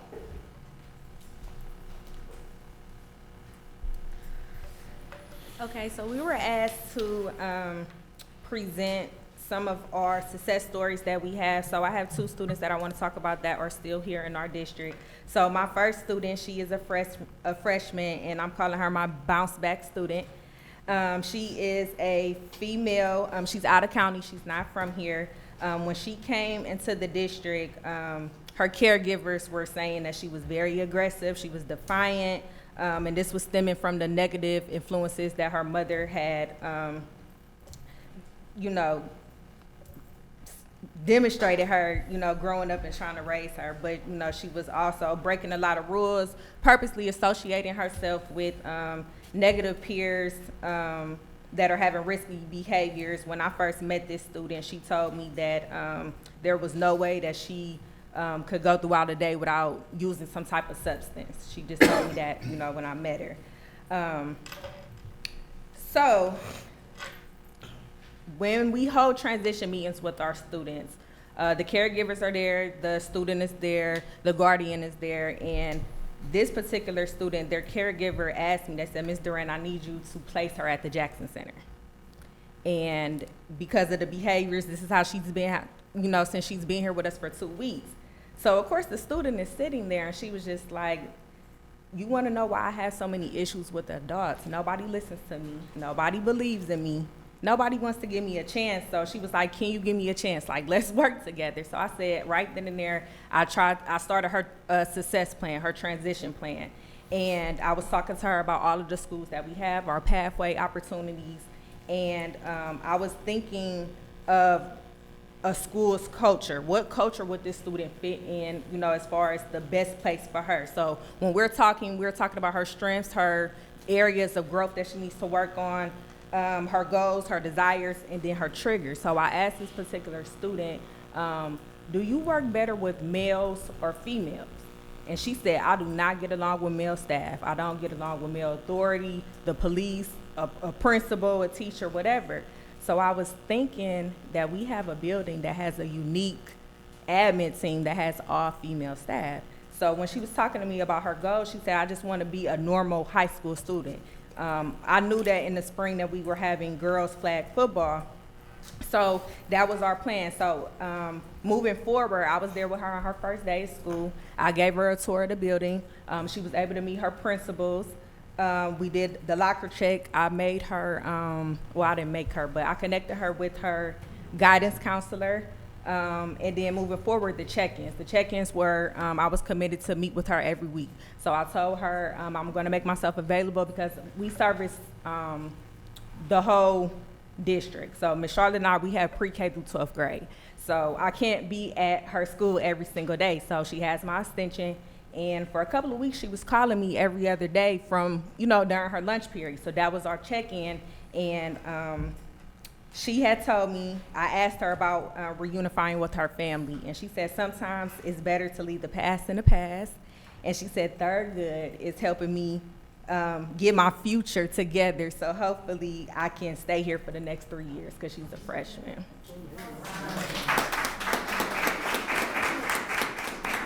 So my second student I want to talk about is my push-through student. She is a senior, so she is on track to graduate here with us this year. She's also an out-of-county student. She's been in foster care for 12 years. And at the time of her removal, she asked to be removed from her foster family, and they adopted her. So that was her family. And she had been suspended at so many schools, expelled at so many schools. On paper, it was saying she was disrespectful. She was out of control. So with her, one of her goals was she wanted to be in the medical field. So I asked her about phlebotomy, and she said, I would love to do that. I would love to do that.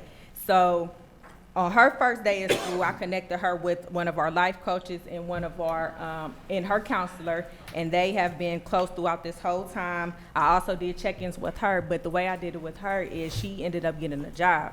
So I would meet with her on her break at work. She also was calling me or emailing me when she figured out how to use her school email. And she has been successful. So the one thing about this student, she was accepted to Wright State University. So she is going to be emancipated out of foster care here in Dayton. She could have went back home if she wanted to, but she'll be here. This year, she was a recipient of the McDonald's Black History Makers of Tomorrow Scholarship. Yeah. And when I'm asking her, what made this school different? What made this experience different? She said, my Dunbar counselor, on the first day when you introduced me to her, me and her talk every day. And she said that made a big impact on her. So, and she's also in the National Honor Society over there. So.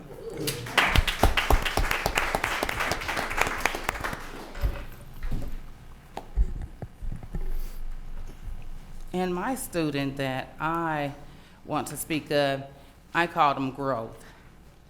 His goal when he came here was to get his behavior together and his academics so that he can play football when he gets to high school. So he came to us in the 8th grade, and he came from an outside county. He was what I would consider one of our highly mobile students because he moved from place to place to place to place. He has a history of trauma, abuse, family instability, involvement with the courts. He has bad attendance, academic issues, as well as social skill problems. So when he came, we meet with him, and we asked, what do you want your school year to be like? And how can we help? Because you're the driver of the bus, and we're just parts of the bus, and we're trying to get you to where you want to be. So he said that he wants to get his behavior together because he's tired of everybody looking at him and making assumptions of who he is based on the things he's done. So he began to work on that. So we got together, the counselor, the school staff, myself, and we tailored a plan together for him that meet his needs. And in the process of that, we created a check-in, check-out process with 2 of his favorite people that he made a connection with in the building. So this would be a person that he could use even when he's having behavior issues. He can go to that person. He's not feeling like he's alone because we wanted him to feel like he belonged at part of Dayton Public Schools.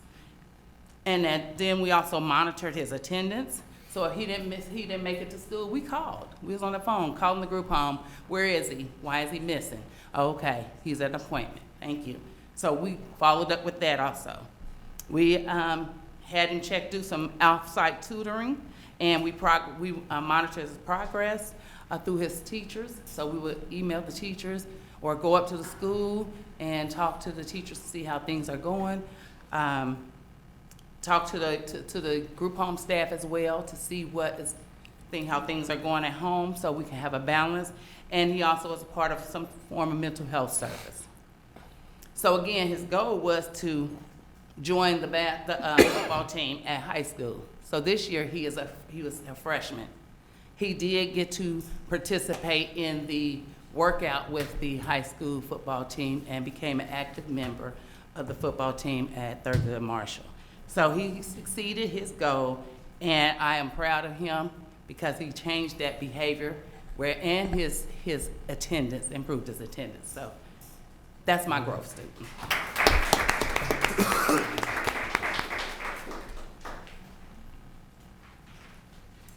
Any questions? Garrison? Okay. I know we were just all over the place.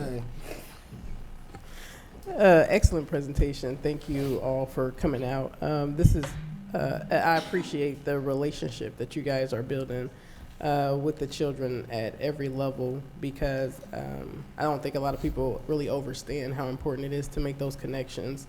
And I love the nicknames that you assign to them as well because again, it helps to build that relationship and bridge that gap. So thank you, ladies, for sharing the success stories. Dr. Lawrence, I had a request for information. If you could send the list of group homes that we work with, the number of students that they serve, and I'm also interested in kind of understanding the metrics around the success that we're having with them as a whole. I see you guys have that identified here, but it sounds like they didn't necessarily come from the sisterhood, group home, but I'm just interested in learning and kind of how are we ensuring, I guess, that a lot of the group homes are staying up to date with their requirements as well, just to ensure that we are aligning ourselves with, continuing to align ourselves with reputable group homes. And I also wanted to get a list of all of our transition coordinators as well, and I want to kind of see how they're spread out throughout the district, if you don't mind. Not at all. And that's all I had. I didn't have any Thank you for the request. additional questions for you guys. Thank you. Good one. Thank you. I do appreciate the presentation. The first question is for you guys. You're standing in this background. I want y'all to come back to the front. Come on back. You know, they done made the trip, they done sat through the whole part, you can at least ask a question to them. And I just kind of wanted to know, with your organization, how many students do you guys have that are enrolled in Dayton Public Schools? Right now, we have a total of 4 that's enrolled inside of Dayton Public Schools. So our group home holds 5, but I have one inside of like a behavior school. I think it's called MCS, if I'm not mistaken. It's in Moraine. And then the other 4, we have I have 2 in Belhaven, 1 at Meadowdale High School, and then I moved 1 from Dunbar.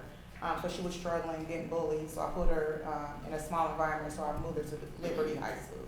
Liberty? Yeah. We got an online school over here. It wasn't more so an online school that she was struggling with. It was more so the kids inside of there. And every time she went to school, we received a phone call. And it went on for almost a year. So is Liberty online? No, Liberty's not online. Okay, Liberty's right here on Wayne Street, if I'm not mistaken. But it's downtown. But it's a trade school. They're building a new school right now. Okay. Yeah, it's a trade school. So what happens is she was behind. A lot of kids are behind when they come inside of the group home. And our job is to try to get them on track. So what I do is reach out to the schools. I'm connected with Stephanie. She's the IEP specialist as well here at Dayton Public Schools. And we kind of like communicate, and I try to find what's best for our kids that comes inside. I kind of pay attention, we have to pay attention to like their needs and stuff. But once we receive like certain phone calls from schools and the kids complaining, I try to switch their environment around for them. So I moved her from Dunbar and moved her to Liberty, which she's back on track with her grades.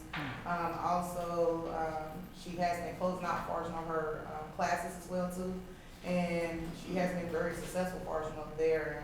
And we don't receive phone calls like we was receiving at Dunbar. Okay, so let me just dive a little bit deeper. One, I'm really happy to hear that one of your students did really well, especially with the ROTC program in Meadowdale, because that is something that the board actively invested in to ensure that program was over there at that place. How has your experience been working with us as a district? It's the best time for us to get feedback, all 7 of us together. Right, so I would say with Meadowdale, it has been terrific. But where we struggle at certain schools was E.J. Brown. I have a lot of kids that was there. Like for instance, I had a kid that didn't have an IEP. She was a behavior kid, and every time she went to school, they called us. They didn't have no control. So I was like, you know, why doesn't this kid have a behavior, plan? Why doesn't she have the IEP? What's going on? Like her grades is bad. So I reached out to a specialist at Dayton High School, and currently my son was originally going there, so he had ADHD. And so she taught me a lot for from him going to school from DECA. So I pulled her in, and then she helped me with questions that I had to ask. And then I reached out to a psychiatrist at E.J. Brown, and then we set up an appointment to get her evaluated for her to get an IEP plan. So she was able to get the IEP plan placed inside of her, and then that's when I met Adriana, and then she came into place as well too with that transition with that student there. Another one that we've been dealing with is Belhaven. Now Belhaven staff is tremendously good there. It don't have anything to do with the staff there. It's more so of the kids and the generation that we're currently, going through. A lot of our girls are, like I said, getting picked on. So what I do is they come inside the house. They're less fortunate when they come inside the house. So we provide them with majority of the things that the new generation has, which is shoes, clothing, hairstyles. Just make sure that they're clean and have a nice, appropriate approach when they do come to the school. Sometimes it helps, and sometimes it does not help. What I do kind of struggle with E.J. Brown was by these kids having IEPs and behaviors. I know when I was in school, we had like ISS and school suspension. It was ways to work, with these students. We was not receiving that there with those kids. It's just, hey, this kid's having behavior, she needs to be picked up right away. So it was no help support there, at that school. So now when I do bring the girls down here, I kind of eliminate that school and say, hey, I want E.J. Brown.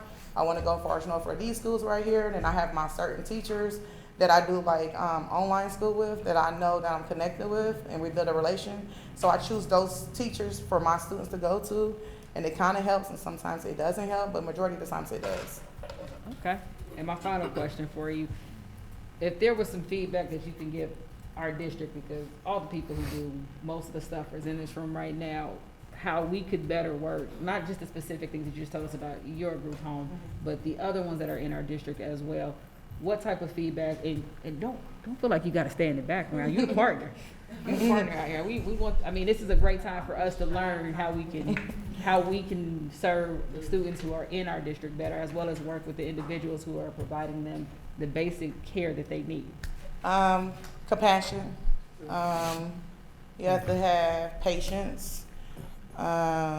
Open, to concerns. With the kids that come inside of there, a lot of them struggles because they are in survivor mode. A lot of our kids pick up a lot of behaviors from different group homes.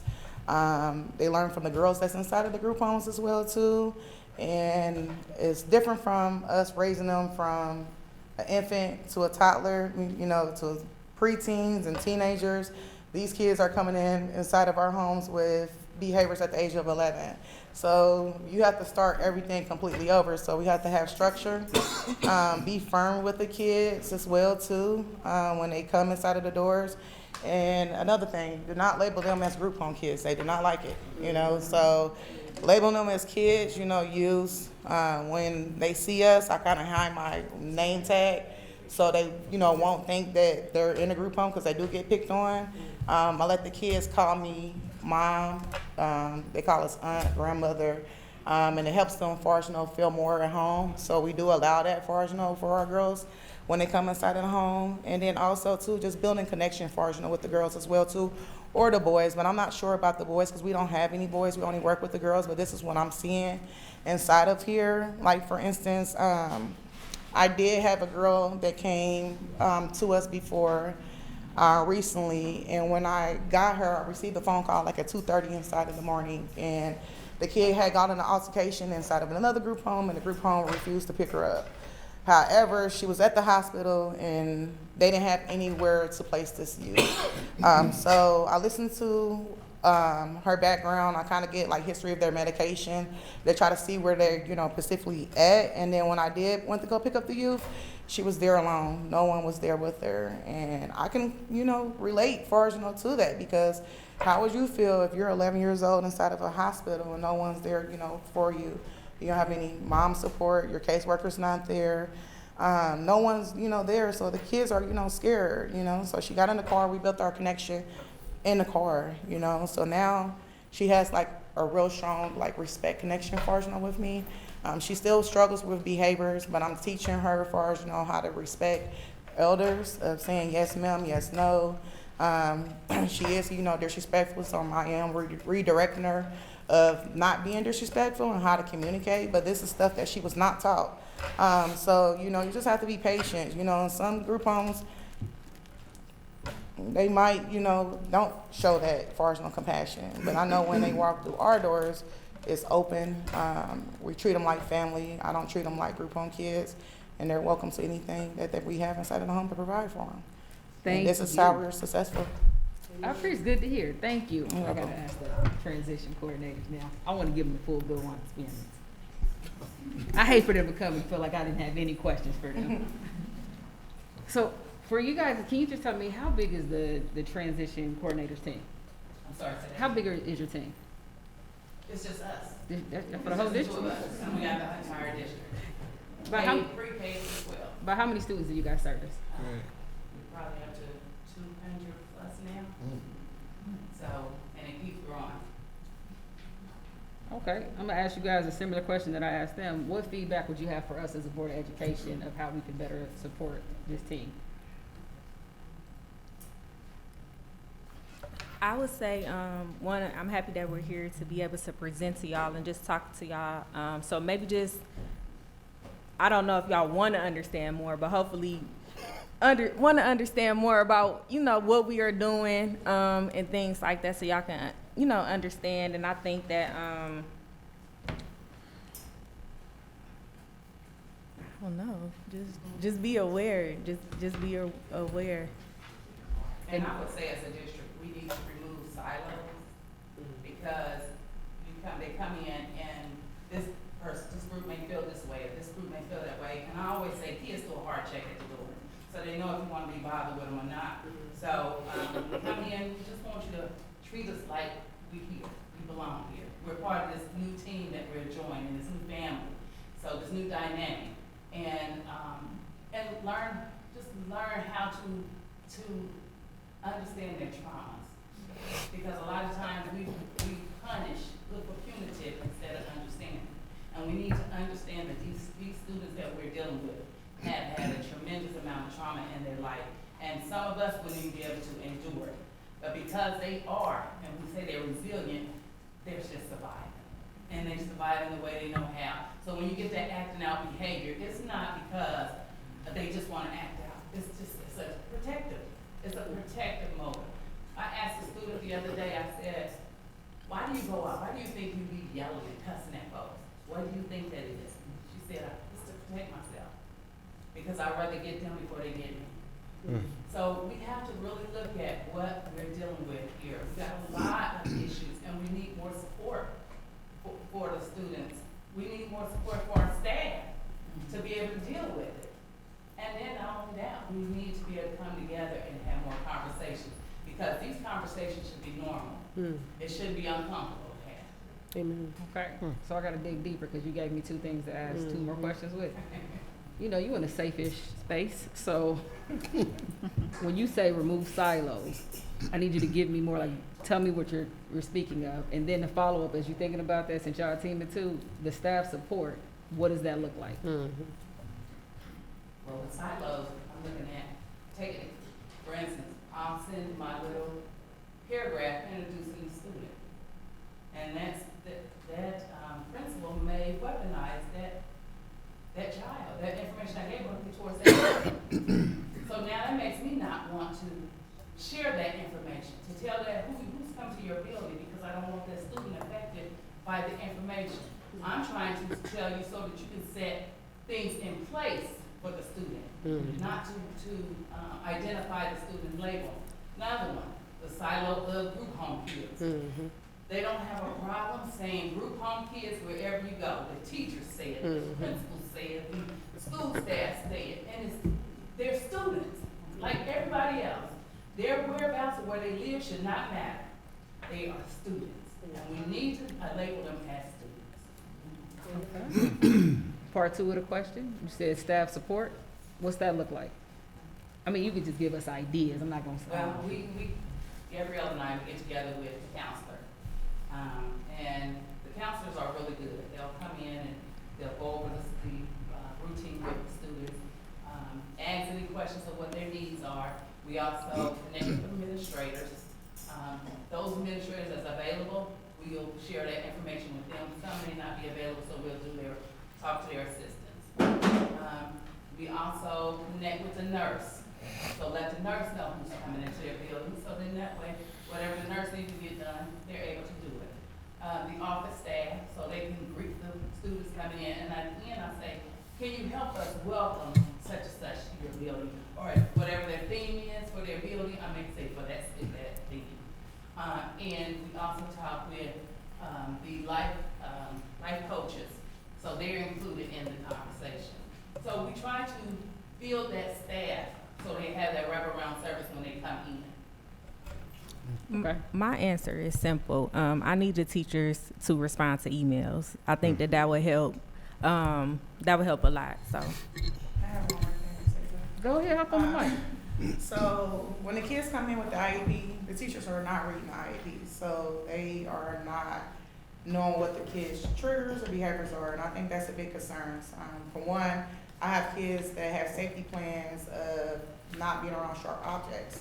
Well, these kids will go to art and then they come back home with scissors, and that's a problem for our son, for me, because now we have to do safety checks, inside of our home when they come inside because they're receiving sharp scissors from art, and I feel like they should be replaced with an extra curriculum like music or gym twice, instead of just saying put this student in art if she's going to self-harm.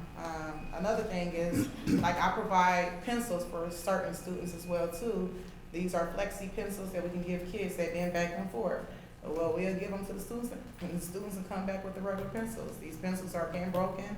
They're using them for self-harm, objects. So it kind of contradicts of what we're doing inside of the group home. And then when they go inside of the school, they're not reading exactly what's going on with the kids. And then what we have a problem with is they're calling us about issues that's going on. I'm like, read the IEP, And if you read the IEP, you can eliminate these problems and put these kids in certain classes, and we have more IEP specialists inside of the schools. And I know it's a lot of kids that is on IEP, and it might be hard to accommodate these.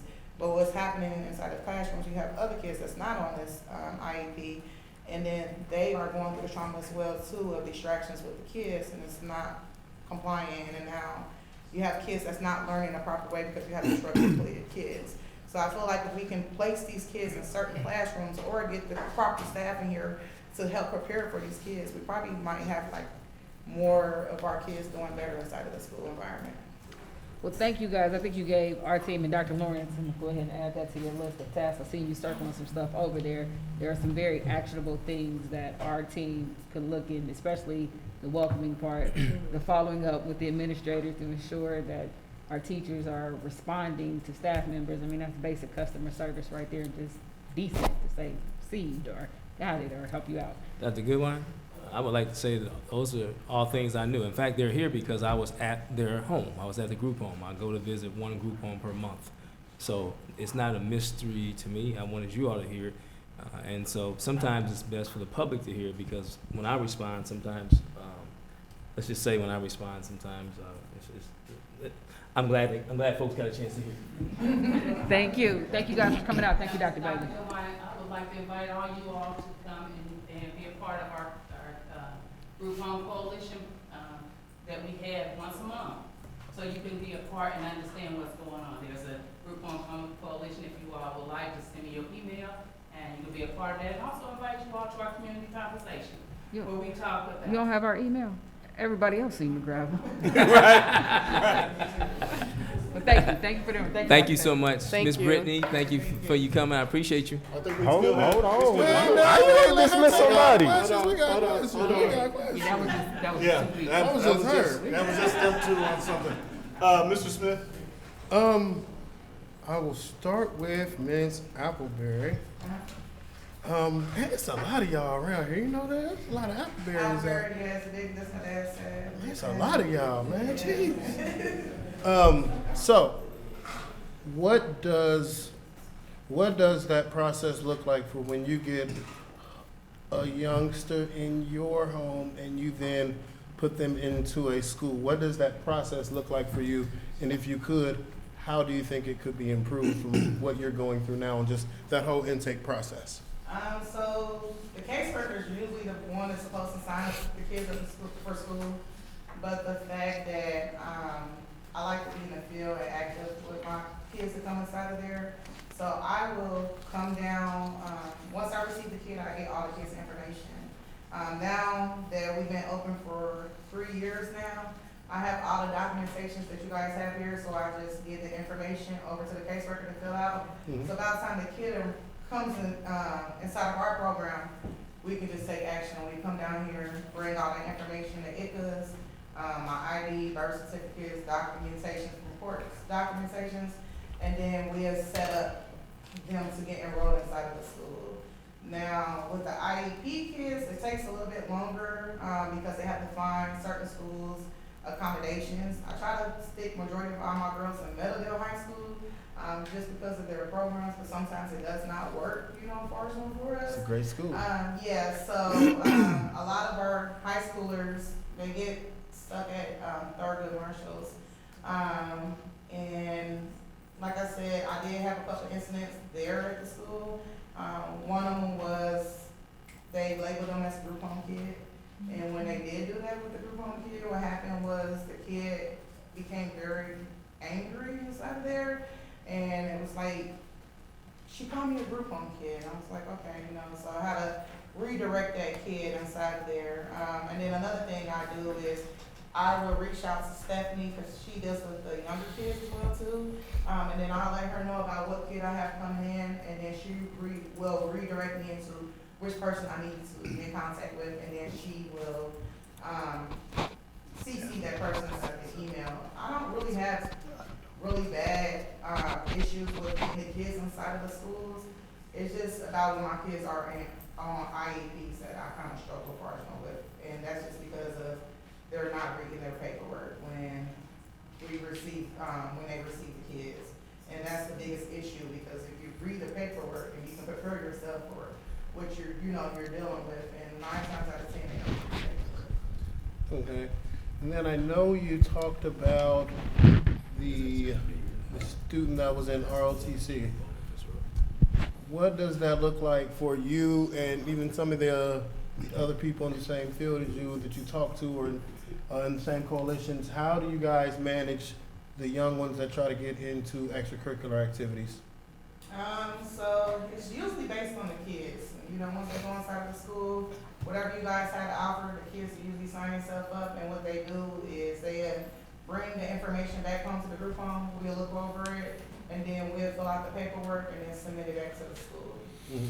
So that's how they're usually inside of the programs. And then also too, we deal with, a lot of kids are with Ohio Rise, so that's more of a support group. So they will pay for like extra activities as well too for the kids to participate as well if it's not provided for them from the school or us.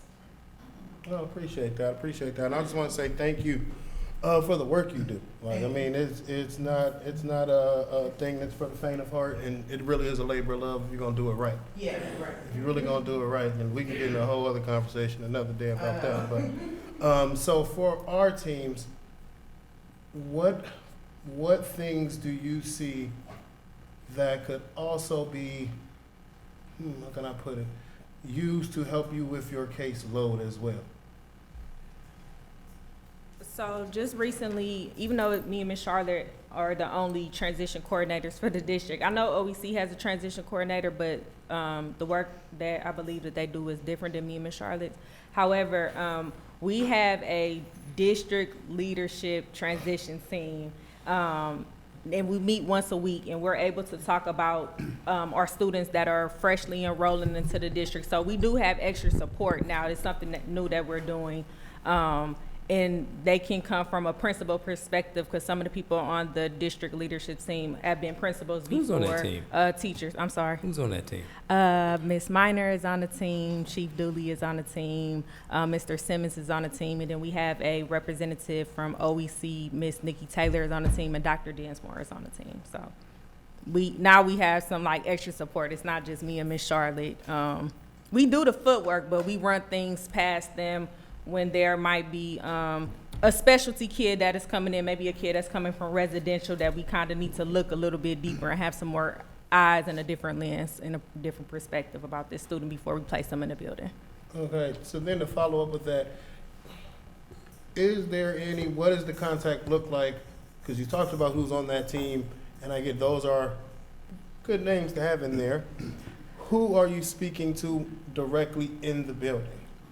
So do you mean like in the buildings that they're in? The buildings that so if you're talking to a student and they're at Meadowdale, if you have a situation, who do you talk to at Meadowdale? I would try to talk to the counselor and the principal, so Okay. just direct, yeah. And if it's with the teacher, connect with the teacher. Okay, and the reason I say it's not for you, because like I said, I really appreciate what you guys are doing.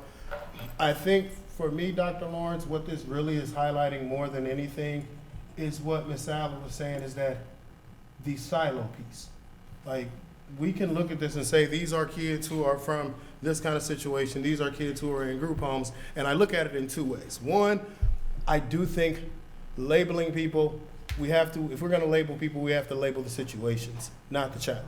Because one of the things that I do see happening, and I'm glad I got my chief of athletics here, is that some students who are not in spaces that are as attentive as you all, you do find kids who say, I want to be involved in basketball, I want to be involved in football, I want to be involved in cheerleading, but then they don't get their final forms in, or they don't get their paperwork in because it still takes someone from there. And so then it creates a situation where coaches or somebody in there goes, we got 15 kids to sign up, but we got 7 of them that don't have paperwork in yet.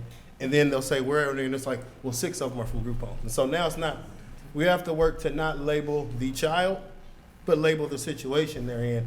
And then I also think, for me, it's highlighting that there needs to be a real emphasis on trauma-informed care just across the district, and not just with the students that are on you guys' caseload.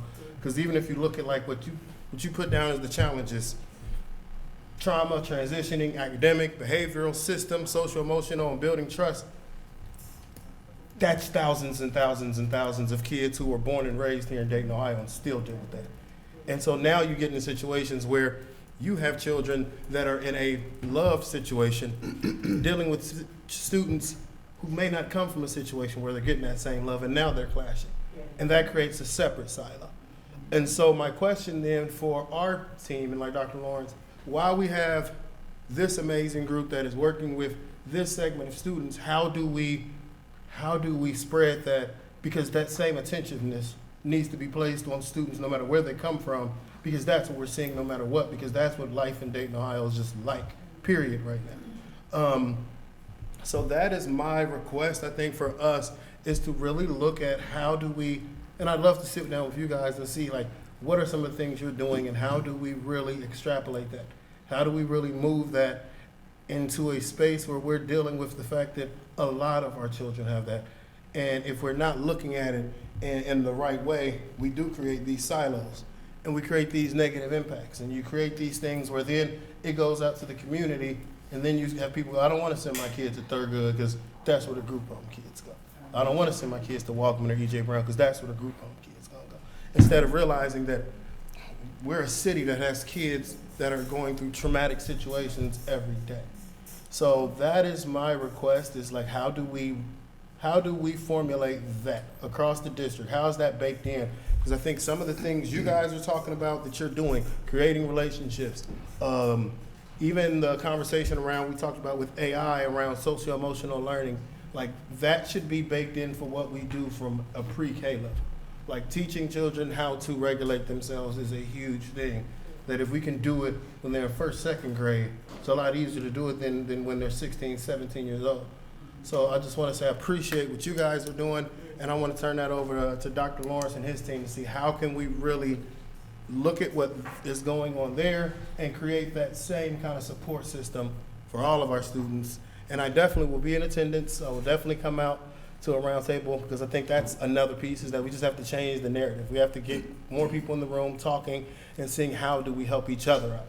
Because I think there are some things that happen. Like there are things that happen, there are gaps that we have, but if we don't put names to it, and if we don't put eyes on the situation, it'll just be something that we walk around and come to work every day ticked off about, saying that nobody listens to us. So I'm glad you're here, and I want you to always speak truth to the power of what you're trying to do. Appreciate it.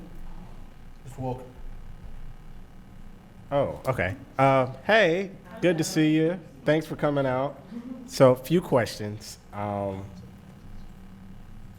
So I will say healing home students, not group home students. So with that, I'm just curious, one, the situation at Dunbar, how long did that go on?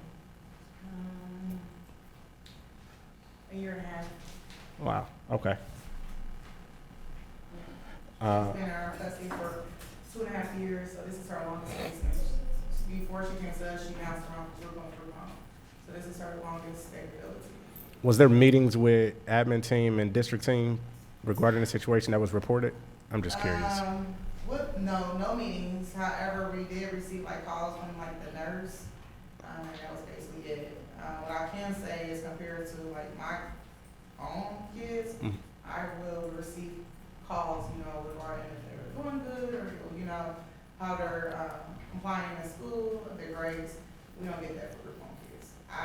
Sometimes I want to know even what happens inside of the school unless I ask. The report cards are not getting mailed out to us, and we don't know sometimes where our girls stand at inside of like education. So I will reach out to the principal or the teacher and say, hey, can you send how this kid is going inside of your classroom, and then that's how we get the information.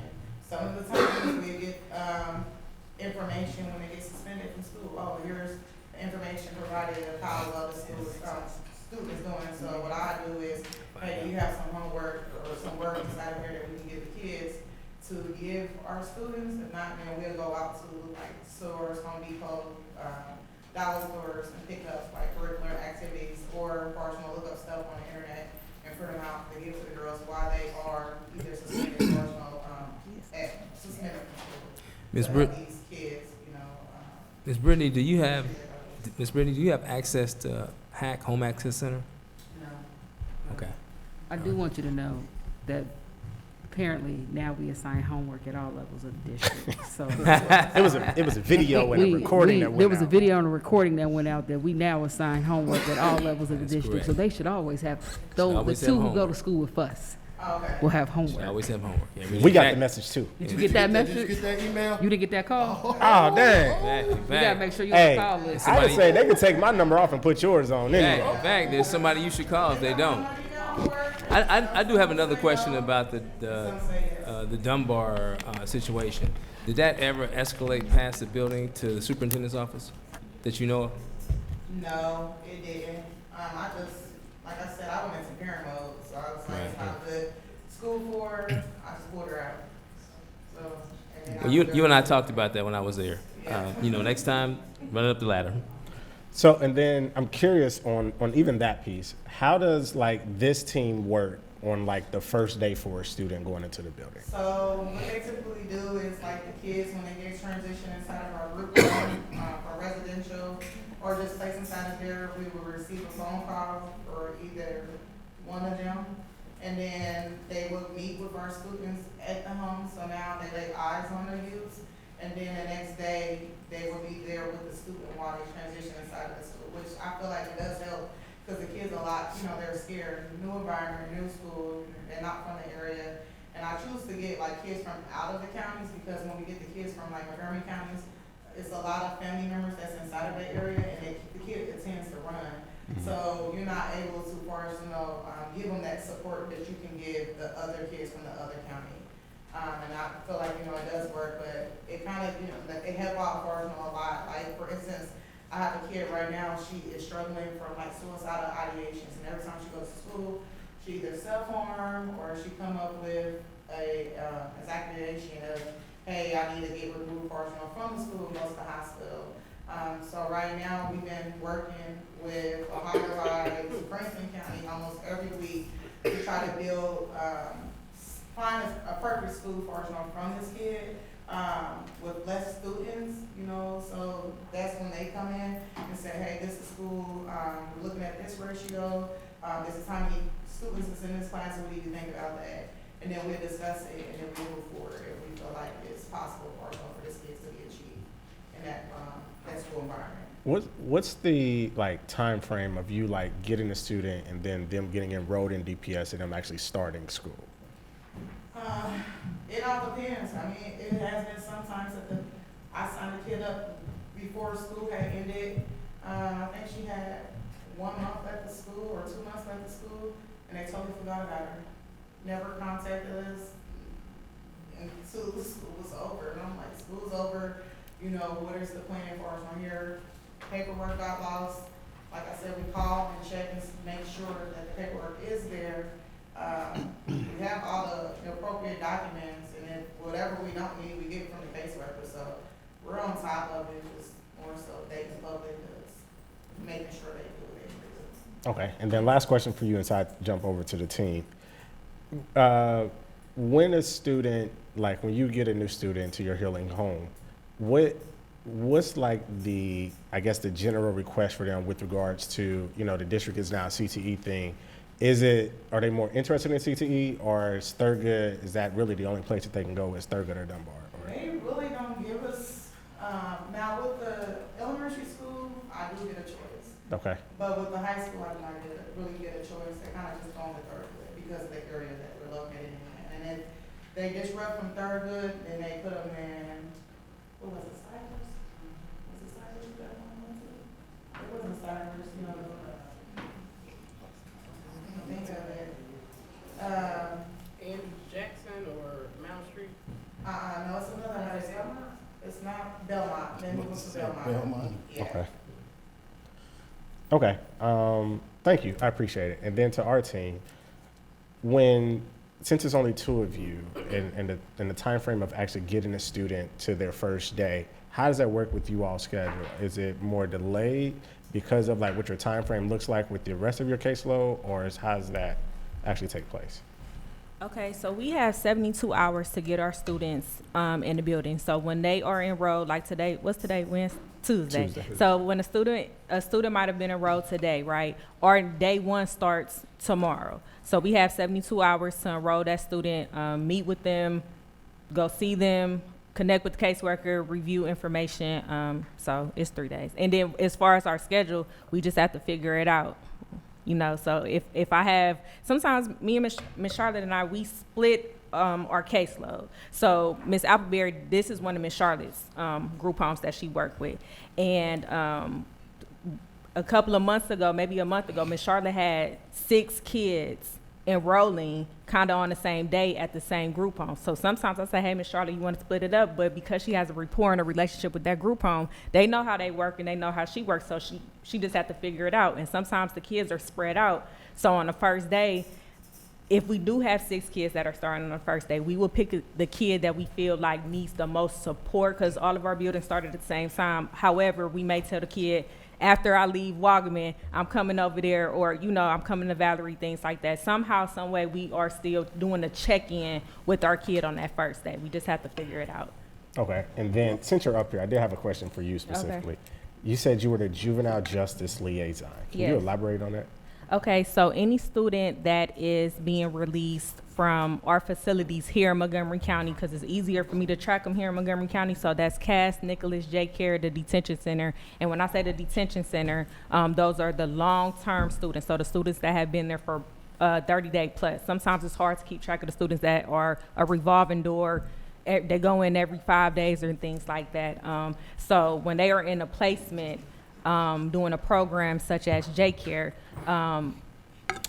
the court has transition coordinators as well. So we communicate on a release date, and before they are released, I go meet with them. And if they are already an active student, and they, let's just say they're an active Dunbar student, if it's okay for them to go back to Dunbar, if they're not credit deficient, if I contact the principal over there and say, hey, what was this kid like before they left, then they can go back to Dunbar. If not, and the parent says, I don't want them to go back to Dunbar, we just have to have a different plan. So I meet with them before they're released. So is that and then how does it work on the elementary and middle school level outside of the high school with regards to like a student transitioning into a building that may be at one of those facilities or something like that? So if it's a justice of all student that's in elementary? Yeah, or in middle school. It works the same way. Okay. And then you two are housed under? The Office of Federal Programs. Okay. Let's see. How does the transition team or district transition team, how does that actually work with the other entities in the district as far as truancy, OEC, life coaches, success coaches, that whole piece there? So when we are talking about students, that comes up in how we can support the student. If we have a student that's transitioning and their history is showing that they have an attendance issue, all of our buildings are different. Some of the life coaches have different tasks. And the success coaches have different tasks. So that comes up in the support on who do we need to get involved while we're about to place this student, because we might can foresee a situation coming up. So. Okay. Okay, I'm good. I appreciate you all coming out. Thank you. So I got a couple of questions, just so I can understand this. So like with you two, and you're working as a liaison, is that really overwhelming? I mean, because you said something about 200 students apiece that you're dealing with. How often are you dealing with, how many students are you dealing with on an average in a day? And so it's not 200 apiece. It's 200 plus together.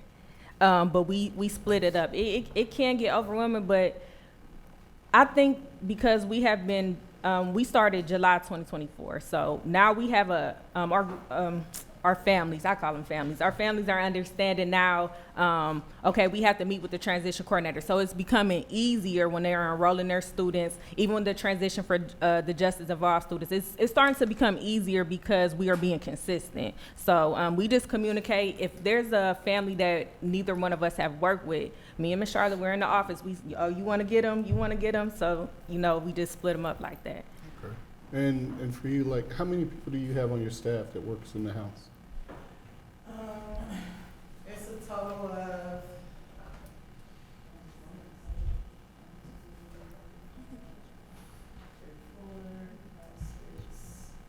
so 7, 8, 9, it's 9 of us. And how many that works per shift? So right now we have 2 in the daytime and 1 at night. So if one of our students is playing sports and stuff like that, how does that work with the other, like if we're in the home, I play football, so I stay at home and wants to watch television, how do you guys work that with the staff? Well, with the group, the staff that we currently have, we support each other, so we don't have any issues like calling, one of the staff members and say, hey, can you come in for a couple hours to take this person to an activity or take them to like basketball practice, and if they have a game, then we all just show up. That's fine. Great. And then we bring the kids as well. I want to thank you. Did anybody? Yeah, Ms. Garrison. Yeah, I just had a question for Dr. Lawrence. What role does Ms. McEwen play in this? Because I vaguely remember when she was hired that I thought she was going to be working with our.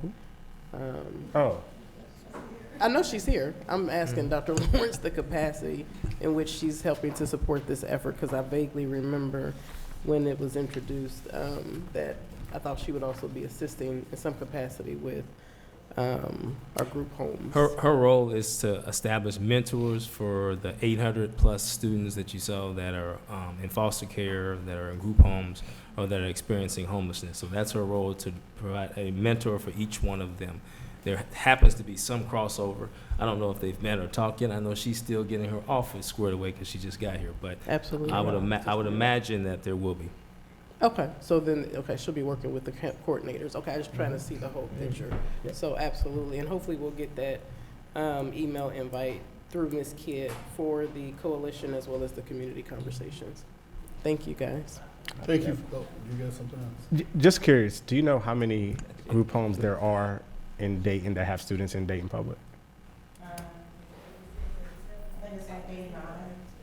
And it all depends on like the kids inside the home. Like I had a youth before, and she was going to a school in Moraine. What is the school called that you worked with? In Cincinnati. Oh, okay. Yeah, so some of our kids as well too. It's based off of their behaviors.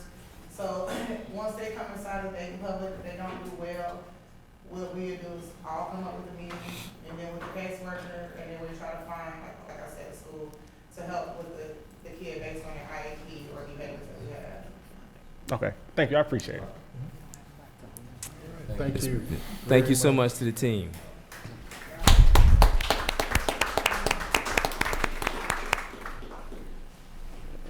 Instructional insight.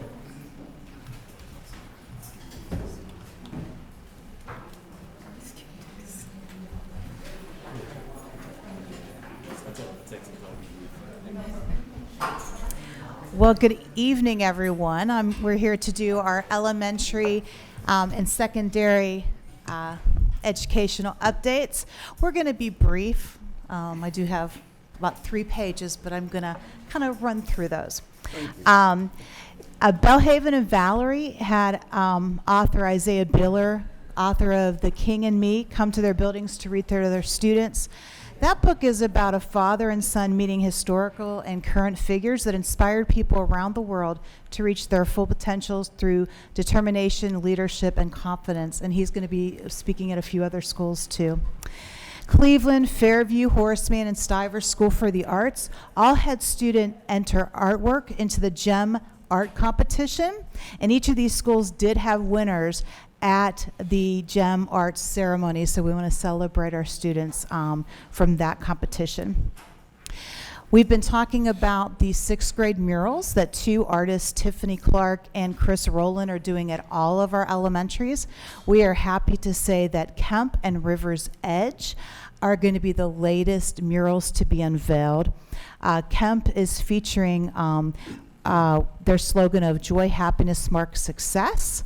And River's Edge is the eagle flying high above their theme in Montessori. They're going to be beautiful pieces. Currently, we have Ruskin, Bellhaven, and Horace Mann, students growing lettuce in their hydroponic gardens that will soon be ready to serve in the cafeteria for lunch. We're very excited about that.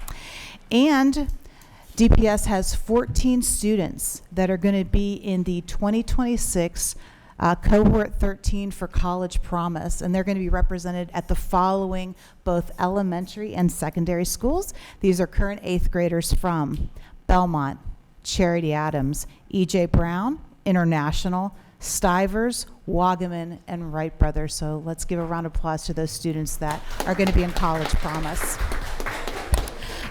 Next month, I am going to kind of highlight, because we did have guaranteed experiences through the Dayton Performing Art Alliance for every single grade level in PK through 6th grade, and I'm going to talk about those next month. Good evening. Just like my counterpart, I have 3 pages, but I'm going to be brief as well. And we'll roll through our secondary instructional insights. At Thurgood Marshall, 100% of the band's seniors received a 3rd band scholarship offer from Wilberforce University after already receiving offers from Simmons College in Kentucky and Stillman College in Atlanta. And 2 STEM ambassadors, senior Chris Cruz and Mariah Lawrence, helped lead professional development presented at the Wright State Learn Local Conference.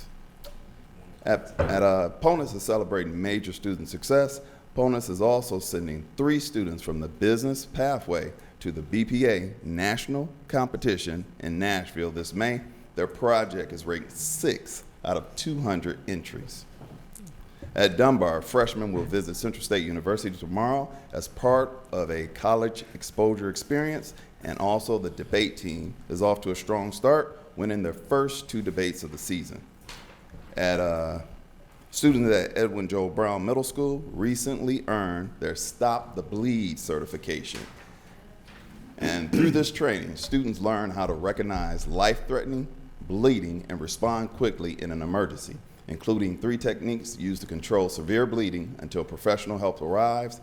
It's an example of students gaining practical, life-saving experience beyond the classroom. And at Meadowdale, 17 students qualified for the Health Occupation Students of America competition. Several students placed in this event for the first time in school history.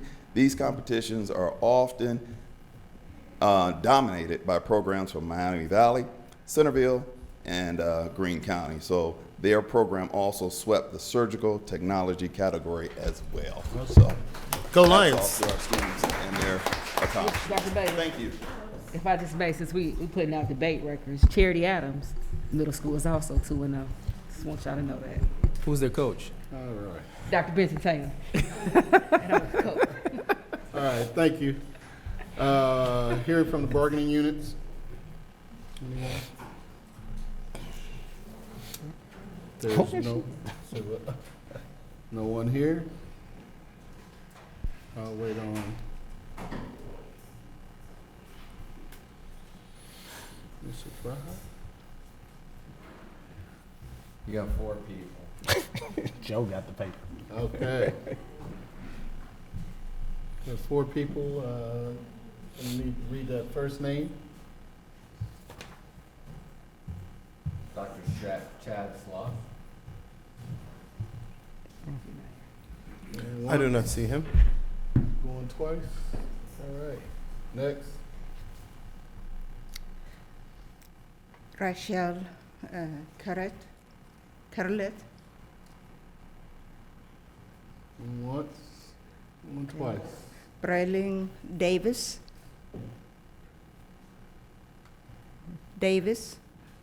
Once. Going twice. Next. Kimaru Watenza. I see him.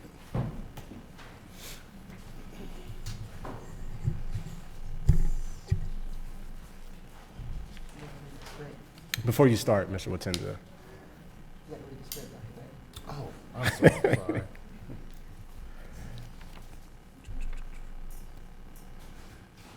All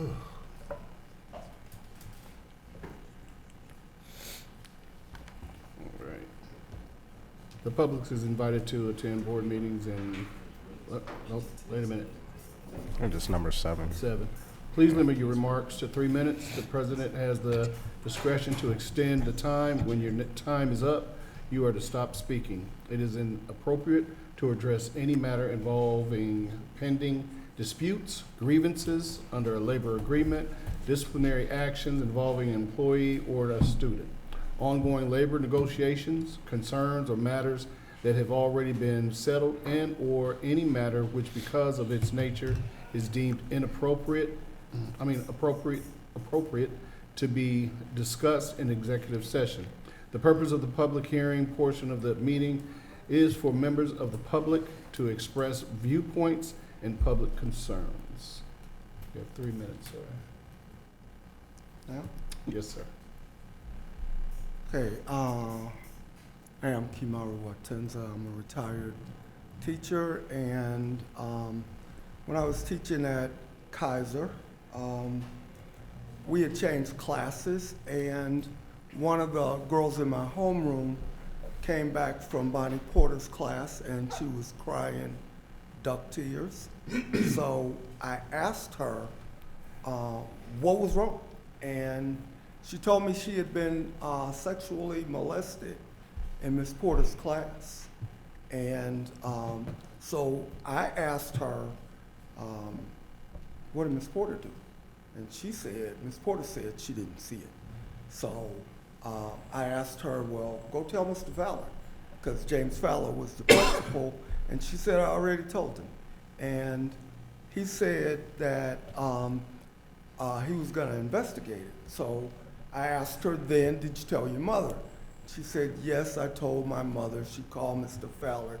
He said he was going to investigate it. And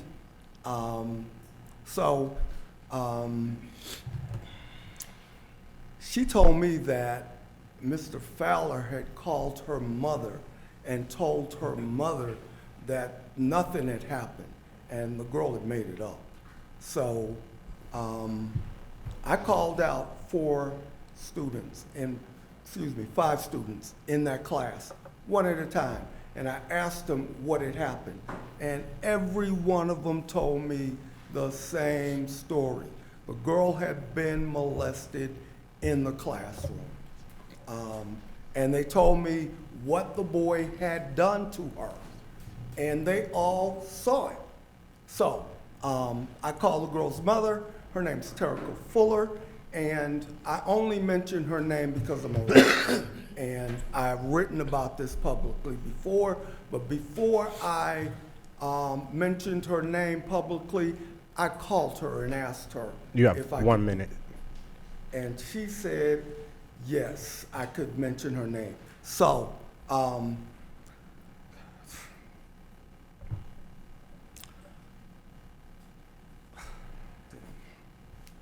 okay, so I called her mother, told her mother, call the police. And she did call the police. The police came to Kaiser, investigated the incident, and arrested the boy on the spot. He was tried and found responsible. He did 6 months in juvenile detention. But when he came back, when he got out of juvenile detention, whoever in Dayton Public Schools sent that boy back to Kaiser, and Terica was still there. Thank you, sir. Can't believe you won't let me finish this. But I will finish. Superintendent? Thank you, Dr. Bailey. I would ask the board to take my recommendations for a vote, B through G. So moved. Second.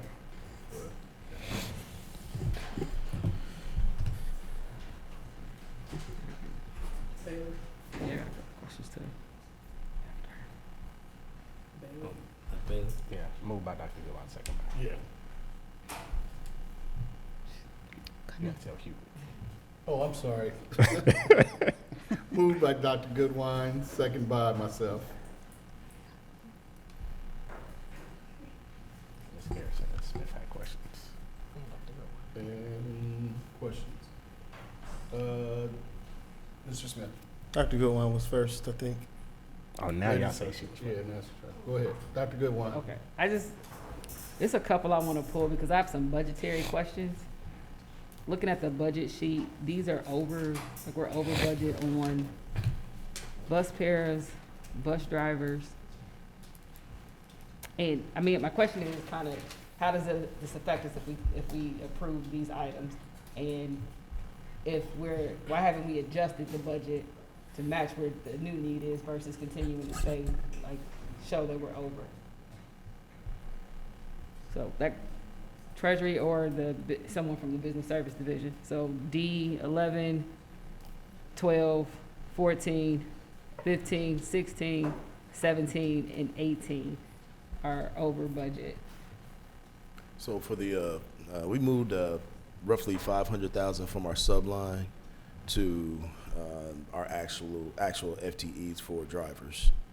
And so prior to that, the classification of subs is different from substitute teachers.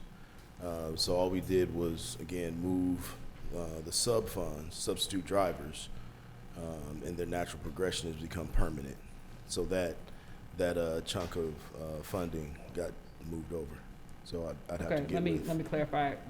On here it says we're budgeted for 68 drivers, and we have 60 drivers, and we're 68 field. And 69, 70, and 69, this jumps us up to 69 drivers. Hold on.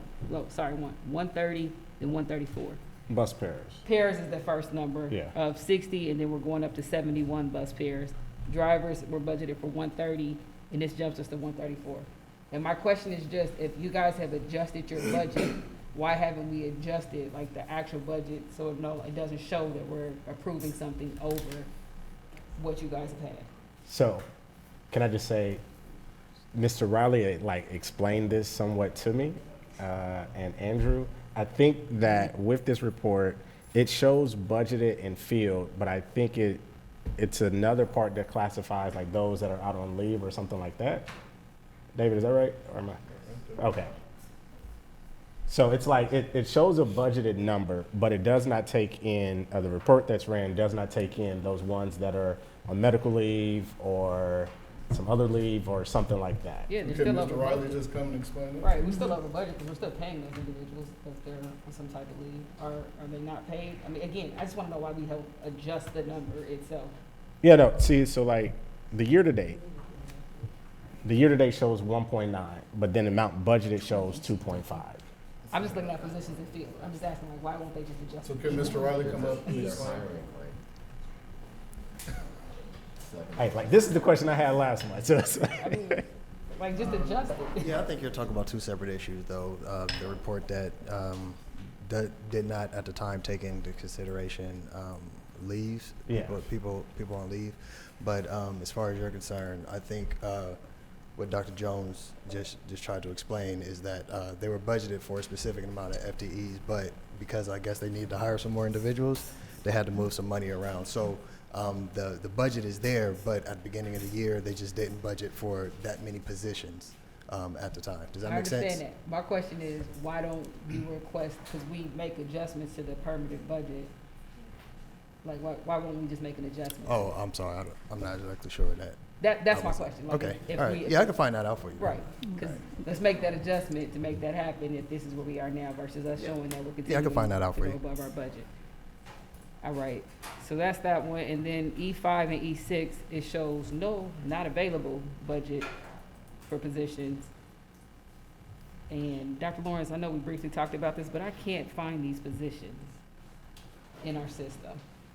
And I just kind of want to know if these are new positions, because if they're new positions, then I just want us to go through the proper create the position and add the person. If they're not new positions and it's been renamed something else, just kind of want to know where it is. Thank you for your question. They're not new positions. They were held by long-term subs last year. And this year, we just have hired some folks who have experience in that area, and they're from April to, I'm told, April to July, August. Okay, so I want to pull E5 and E6. I just want you guys to find them for me. I haven't been able, Okay. even under our new system, I typed in the same exact name and I couldn't find them. No problem at all. And if they were long, or is this the budgeted question for me, because it says not available? Is this not something that you guys are They're paying grant for? funded. Okay. Mm-hmm. Grant funded.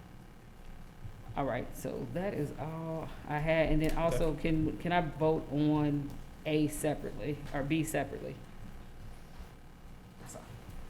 Mr. Smith? For, I guess it's under B, but it's A2. Typically, when we put these up, there's a number there as well for transparency. Can we put that on there right now? It doesn't have anything. It just says up to 15 transition days. And previously, every other time we've done that in that Ms. space. Mickey, can you add that? Ms. Mickey and Ms. Eva? Can you add the number to A2?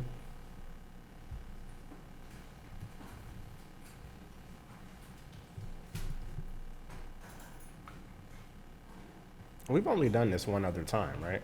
No. No, we've done it. We did it just twice, just this school year to start.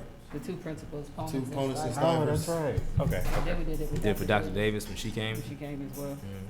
That's right. Okay. And then also,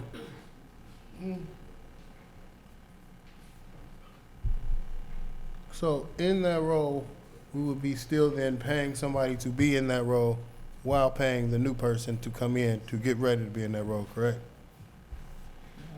There's no one in that role of chief of secondary schools. So we're paying someone to, essentially we have people doing that job. So what does that transition plan look like for you? Right now, she's in the process of gathering data. We send data to her, so she's in contact with Connor. She's having one-on-one meetings with principals. She's had a one-on-one meeting with the athletic director, Victoria Jones, one-on-one meeting with the DEA president, Neil Mahoney, one-on-one meeting with several principals already. So she's already racking up the hours in a day. She's also flown up here to complete her paperwork. She'll be back in April, the second one in April, back in May, and then at the retreat in June. Right. We gotta get some technology.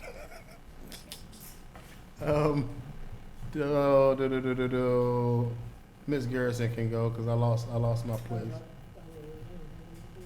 You didn't just flag. Okay. If you don't mind, can we vote separately on C6? Let's see that she's in a nursing home. Ending of life care. That is correct. So you don't vote separately on accepting her resignation? Yeah. Well, we usually end up saying when we get to that part, we usually end up saying no. No, that's A. That's something different. That's something different? Yeah, that's Oh, A. okay. Yeah. Okay, but then never mind. Yeah. C6. No. All right.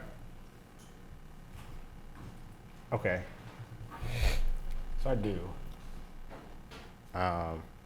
There's a resignation on here. Which one? Wait, what section? C5. Pierre, Douglas Pierre. It says July 2025.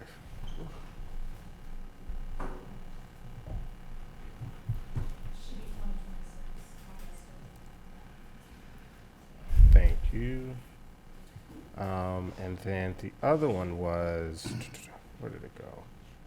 On the supplementals,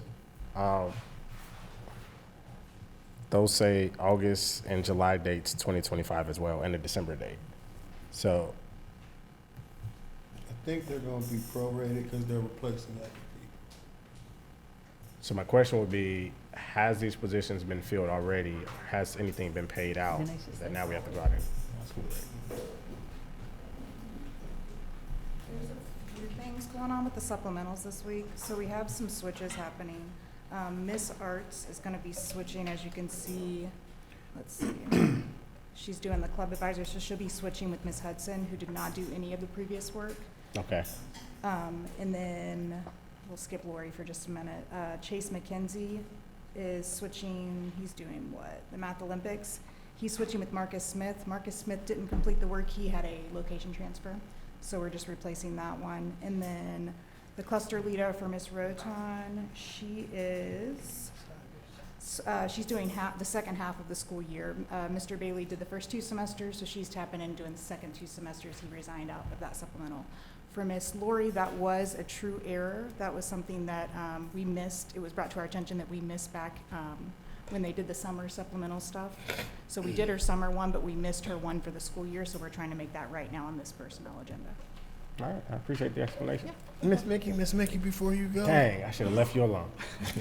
So with those supplementals, was any of the work done before the changes? The only one that is for Willie Bailey, who did half of the supplemental.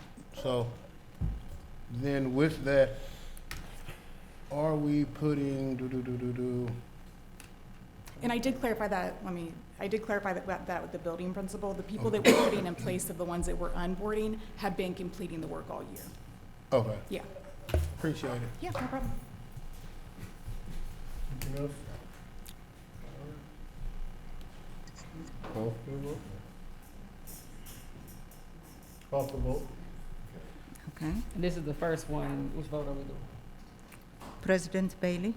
1 second. 1 second, because I asked for one to be separate and I pulled 2, asking for them to get it.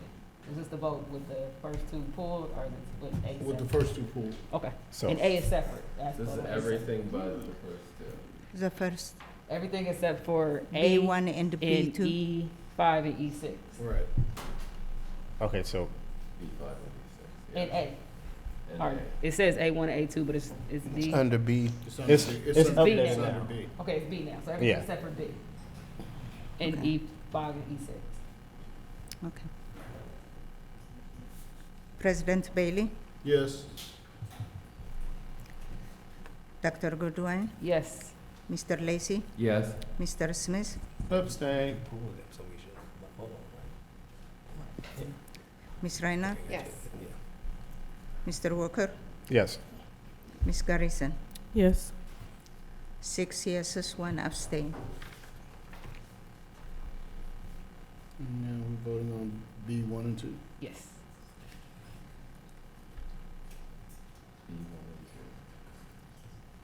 Thank you, Ms. Lacy.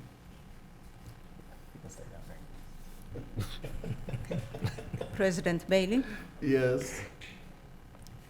Dr. Goodwin? Abstain.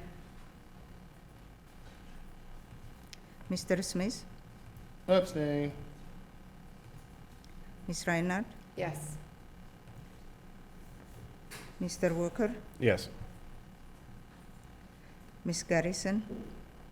Yes. Mr. Lacy? Yes. 2 abstain, 5 yeses. And then we have, what was F? E5 and E6, I'm just asking if we can wait until we get the information, whether it's Yeah, a we have new no problems. position We can wait. or not. Okay. Yep. So hopefully, if we get it tonight, then yeah, if we come back for exec, if not, I can just come next week. We'll do it next week. All right, that's fine. Okay. Having said that, since we're doing next week, I would ask the board to vote on HDEA after July 10th for a vote. So move. Second.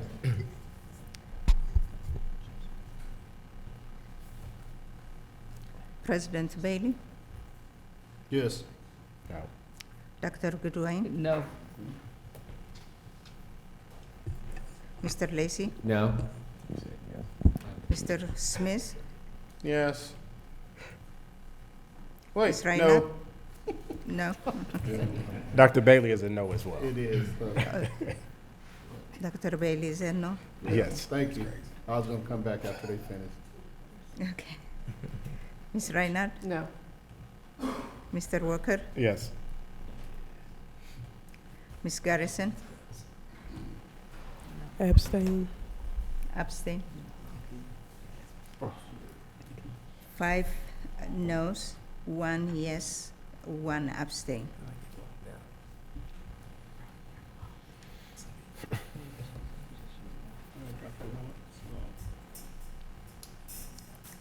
Budget information. Please take a look at budget information.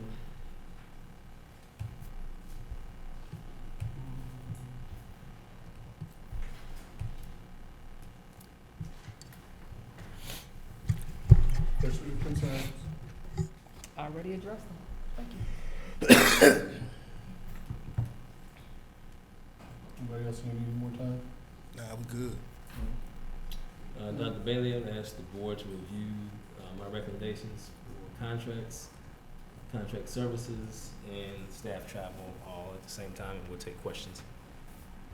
You got anything on consultant services? I'm sorry? There is nothing. I don't think there wasn't anything earlier. Nothing in consultants. I was about to say, that's a first. Yeah.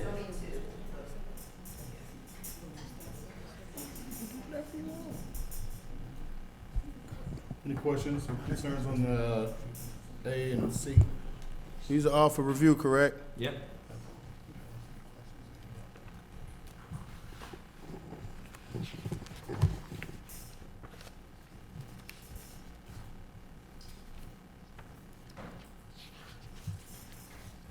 Go, Dr. Bailey. Ms. Goodwine, Dr. Goodwine? Thank you. For your staff travel, is this already included in your budget?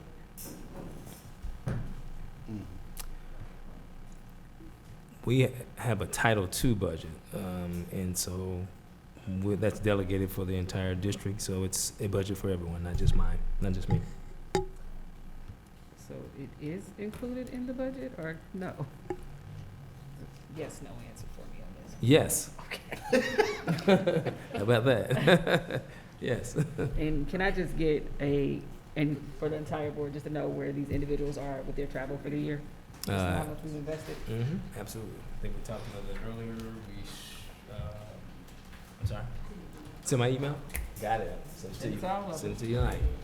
Couple follow-up questions. On the prom rentals, are we complete for all the schools since we are now in March? Mr. Simmons, can you answer that? I'm not sure where we are with the prom rentals. Are all the prom rentals taken care of?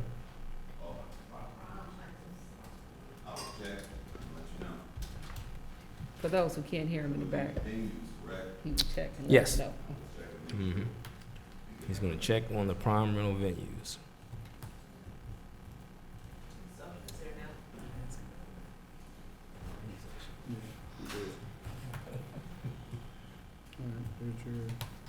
Check the consultants. We only have one, right? Okay. Any questions or concerns?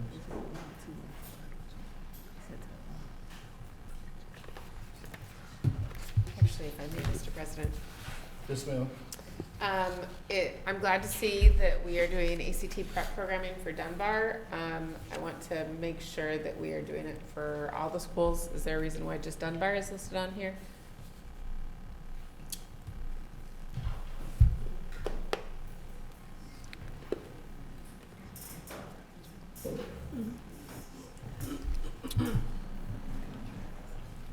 Each of the high schools have funding that they use in the manner that they see fit based on their the needs of their students. And so part of their one plan that they create for the state was that they were going to use their funding for ACT prep based upon their previous data. Don't we do a blanket ACT prep for the entire district? We started that a few years ago. It's based on the needs of the building. And it's based on the building needs and their funding. Every building has its own funding. Okay, can you give us an update, doesn't have to be right now, on which schools are providing ACT prep for their students? Absolutely. Thank you. Anyone else? Mr. Smith? Thank you. With this paraphrase, the subscription service is custom translation service for 10 users. What is different with this than what is already in a lot of these AI services. Or, we have to give it today, just if I can get some information on what separates this from what would naturally be in our services, like in the AI services, or we want to do that. And then for the travel, you said, Dr. Lawrence, you use the Title II funding, correct? Title 2A. Title IIA. Okay, and then who else in the district is authorized to use the Title II funds? Okay, they ain't gotta do it now. Okay. That's kind of where we at. Appreciate it. That is all. All right. Anyone else? We're not voting. That was up for review, right? Yep. Treasurer. Okay, all mine are for review. I have a appropriation increasing general fund by 2.1 million. This is 1.9 million is for OEC, and 170,000 is for waste services contract. Another one is $38,000 is for building supplementals. Total 2.1 million increase in general fund. Do you have any question on this? I do. Why are we increasing building supplementals? What changed in the building? They don't have budget and they asked us to increase. So what's the need for the increase? I'm just curious. For extra duties. Do you know? Okay. We have a particular building that when supplementals were submitted, they did not submit all of their supplementals. They were new to the building. It's a very large building, so it was kind of overwhelming. Everything wasn't submitted. Then when there were submissions, there were things that needed to be corrected. When we submitted them, you guys had already voted to shut down the budget. We did not find funding for it. And so now we've been working with Treasury to try to figure this out. And so now we're asking for a budget increase to pay those supplementals. Do we have the money? Treasury and DEA. Yes, it is, yes. DA issue. So what's the amount? 38,000. Okay. It's under extra duty pay. Yeah. Have they been working?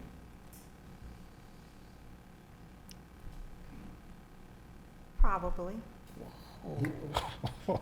Okay, can we confirm if they've been working? Can.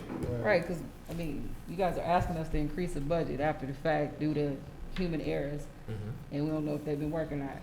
Well, I mean, I can Well, say I that can- go ahead. I've seen team leaders working, I've seen book room supervisors, I've seen building tech coordinators working. We can get the principal, we'll do what we do with also. We get the principal to sign off on it. I'm sorry, Mr. Walker, I didn't mean to jump in on your. No, you're good.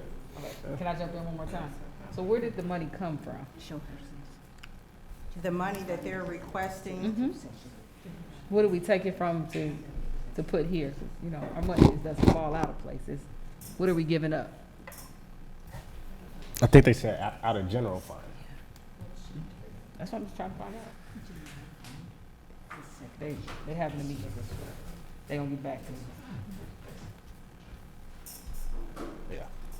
Okay, they're asking, Oh. where's this money coming from? From our advance from Treasury. So, Madam Treasurer,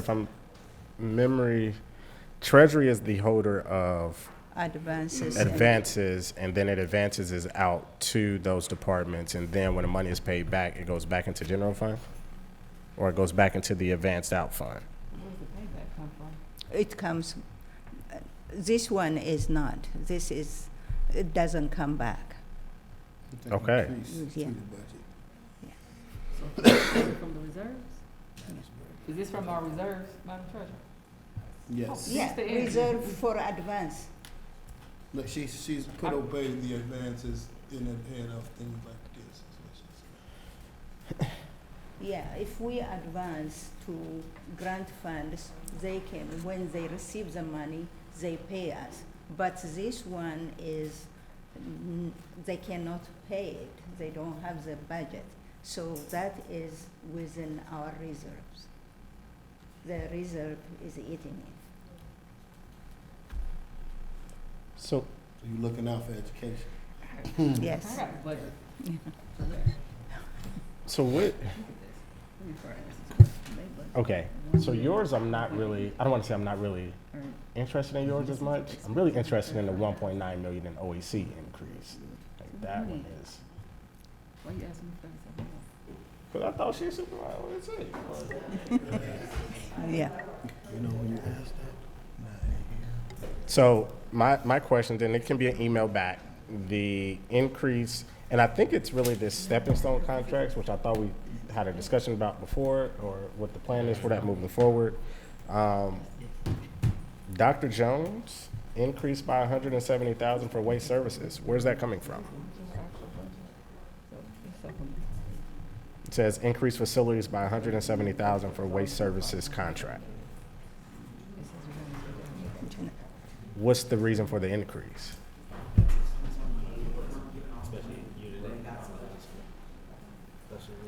So when budgets were created last year, there were some cuts that were made, of course, and we didn't have enough budgeted to actually pay for waste removal. Okay. So this is, so where's that 170 coming from? Is that general fund, Madam Chair? General fund. General fund. Yeah. Okay. Okay. That's, appreciate it. Oh, one more follow-up question. Go ahead, Dr. Goodwin. Okay, Madam Treasurer, or Mr. Assistant Treasurer, on our budgeted sheet up under the superintendent for the supplementals, it says, I just want to know if this year-to-date spend is incorrect, because the amount budgeted is 1.8 million, but the year-to-date spend is only 135,000, and we're in March, and we've been making payments on stuff, so I'm just trying to see kind of what we've already committed to, where that number is. Because I'm trying to understand why you guys are not you guys, but why 37,000 more is being asked for when there's such a range between those two numbers. And it's okay if you get to me another time, just, that's a question I just have. Back under superintendent recommendation, F1. Right, it's in that general supplemental part, the academic side. She is on F1. Yeah. We can send you the information. That's fine. You send it to us as a board, just kind of what that, where that gap is. So, question. Is there a way to move money from Positive School Climate to this fund to cover that instead of it coming out of reserve, since that fund is not touched on the January financials? We cannot take from one department to the other department. If it is the same department, yes, we can move it. So But from one department to the other one, we cannot. So can we move money from that back to general fund? From one department? Yeah. Yes. So can we? The board can move. So if I'm looking at Positive School Climate, and I went back to the January financials, it says $280,847 is the budgeted. Expenditures are zero, encumbrance are zero, so it hasn't been spent. So my question would be, can we move money from that back to general fund to then cover this instead of it coming out of our reserves? Can I compound your question? Yes. Because Madam Treasurer said we can't move unless they're in the same department. So my first question would be, is Positive School Climate out of general? This budget is approved by the board. To move from one department to the other one, the board has to approve it. Yes, the board can move it within the general fund. Okay, so Positive Climate is in general? Yes. And supplementals are in general? I don't know where is.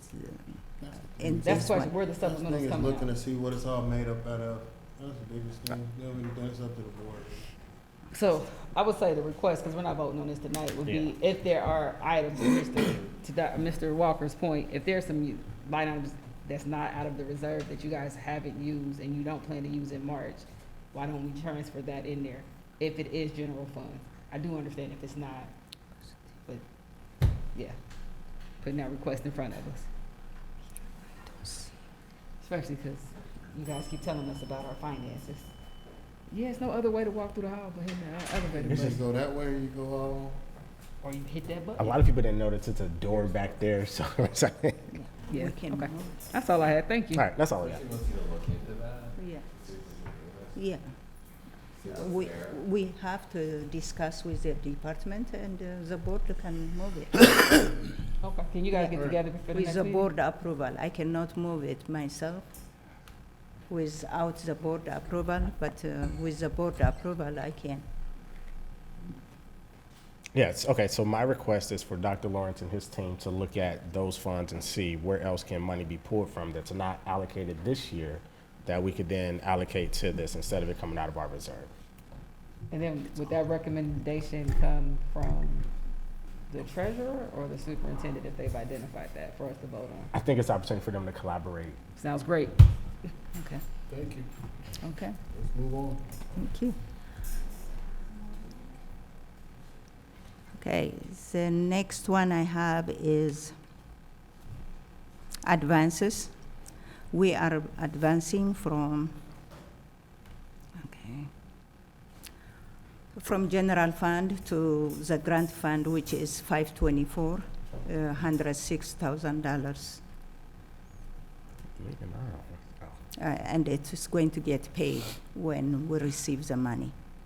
That's the grant fund. Do you have any question on that? No. We'll go to the resolutions.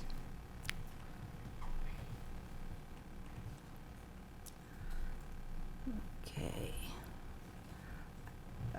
This one is a summary of amounts required from general fund for property tax approved by the Budget Commission and the county auditors estimated tax rates.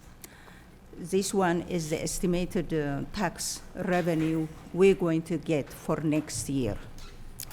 General fund amount approved by Budget Commission inside the 10 mil, we plan, the estimated revenue is 8.8 million for 4.48 mil.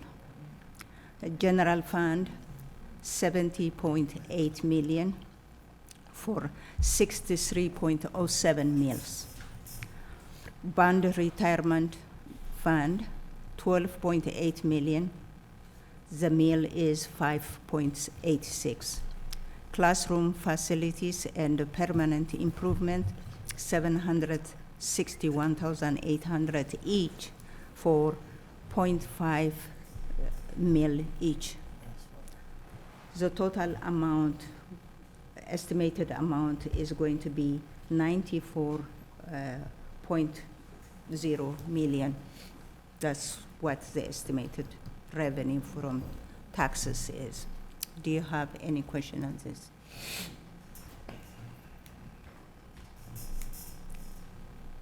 If you don't have any question on this one, we will go to tax valuation complaints.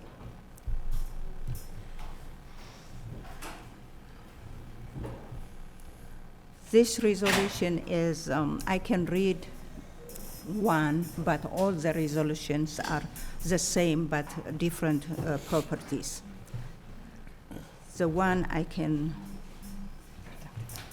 read for this one is a resolution authorizing filing of general complaint against tax valuation pursuant to RC 5715.19.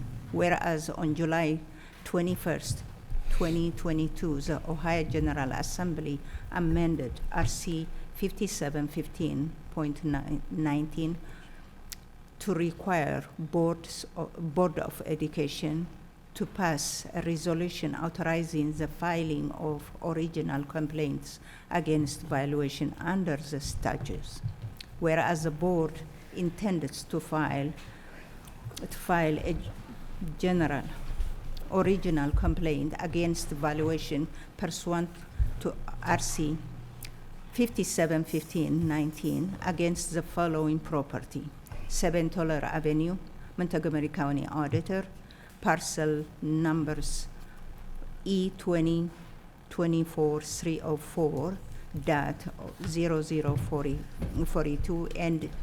E20-24304.0040. Whereas the property is owned by Burns Construction Enterprise, Inc., and Burns Construction Enterprise, Inc. has been sent a notice of this resolution via certified mail at least 7 days prior to the passage. Whereas the basis for this original complaint for each parcel identified as part of the property is RC 5715-19. Whereas the original complaint authorized by this resolution is for the tax year 2025. And now, therefore, be it resolved that the Board of Education, in accordance with Ohio Revised Code 5715.19, authorizing the filing of the above described original complaints. So since all of them are the same but different properties, I don't think I need to read it. Good one. Yes, I have 2 requests. One, can we have a follow-up what happened with last year's complaint? Like if any of them changed anything? We do get money. Just can we get a follow-up on what happened to the last one? That's all I'm asking for us to get that one. And then second, can we invite former board member, current treasurer McManus out, who claims, he tells us how much he loves us, but just to talk a little bit about kind of what's going on and what we can expect. I know Mr. Lacy was Joe just might see asking, him. but I want our staff to reach out. That way we don't put any pressure on Mr. Lacy. I will. Yeah, just to come out and talk to us kind of about this process, what we're expecting with collection, how collections are going this year, and anything that benefits our district. Really, this one is not a collection issue. This is appraisal issue. So is this more of I'm asking in general. For this one, I just In want to see general. what we got in the last one, but I would like the treasurer to come Okay. out and talk to us. Okay, thank you. Is this more of treasurer or auditor? Auditor. No. This is auditor. So He come out too. invite both. You know. Invite both? Yeah. Okay, I will. All right. Okay. Move on. The next one is monthly financial. It is a space holder. The next one is donations. Thank you, donors. I have several of them.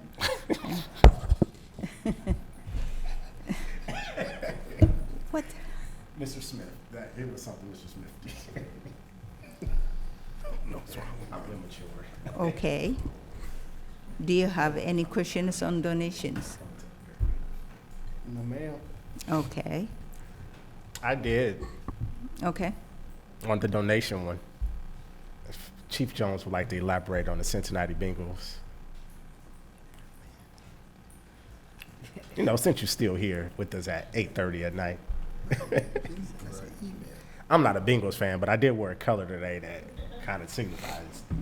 I thought I was off the hook. Wishful thinking. So the Bengals, so all of our teams, our high school teams, we have flag football.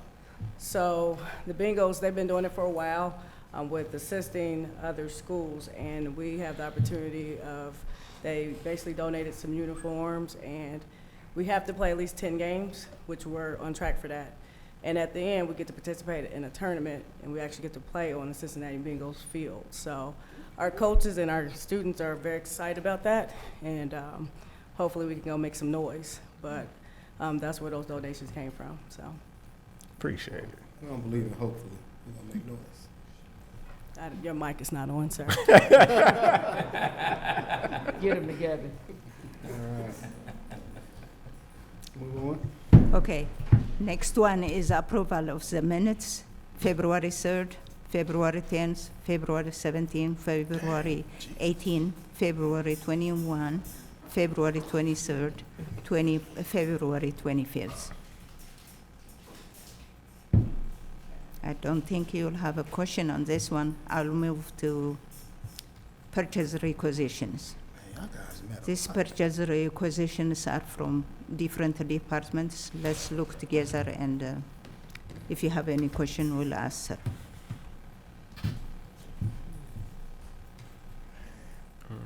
He has hitting everybody. Boy. $3 million.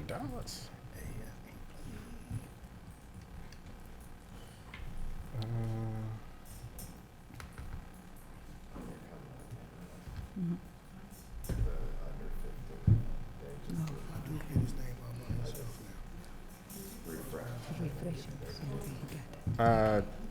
I did. Mr. Walker? Oh. Dr. Goodwin? On the charter buses, about how many students from each of these schools went to these events?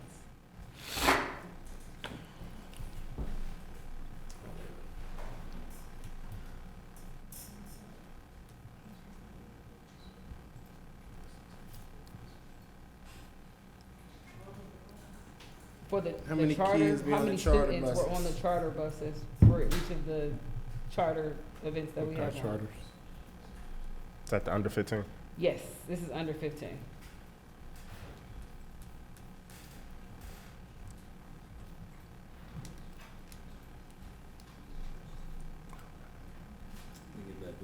That's fine, yeah. We can use a fan. Well, I mean, my question is more so because if they wasn't filled up, that's if you're gonna use it, I want it to the maximum. Like Dunbar went to visit universities in Nashville. If they didn't fill the bus, there was other opportunities for For some other schools. people to hop on there and do Correct, something we while we have down there. A ton of high schools, so yeah, that's just really my question. And if not, Has these ones taken place yet, or is this a? Like even the CTC stuff, if they're kids that are competing, then there are other kids who can come watch them compete. Yeah, let's fill some seats up if we're paying for the whole bus. Woman Walker, I don't remember them leaving, but I'll find out. Okay. Yeah, I don't recall. I just talked to the principal today. I don't remember going down there. I think this is more of spring break is when they're looking to do this, Chief Dooley. Okay. So there's some seats, just get some people in the seats with them. That's all I'm asking. yeah. My questions more so is the increase for Frost Brown Todd. Gibbons. You gotta put their last name on Put it. that on there. Yes, sorry, yeah. Dr. Lawrence, I know your team is looking at the other various places to potentially pull from instead of it all coming out of general fund. So I know we're discussing that in finance, but if we can just discuss that probably this week, and see what that looks like. No problem at all. Dr. Jones, Sentinel, is this an increase? What is? No, sir, that is not an increase.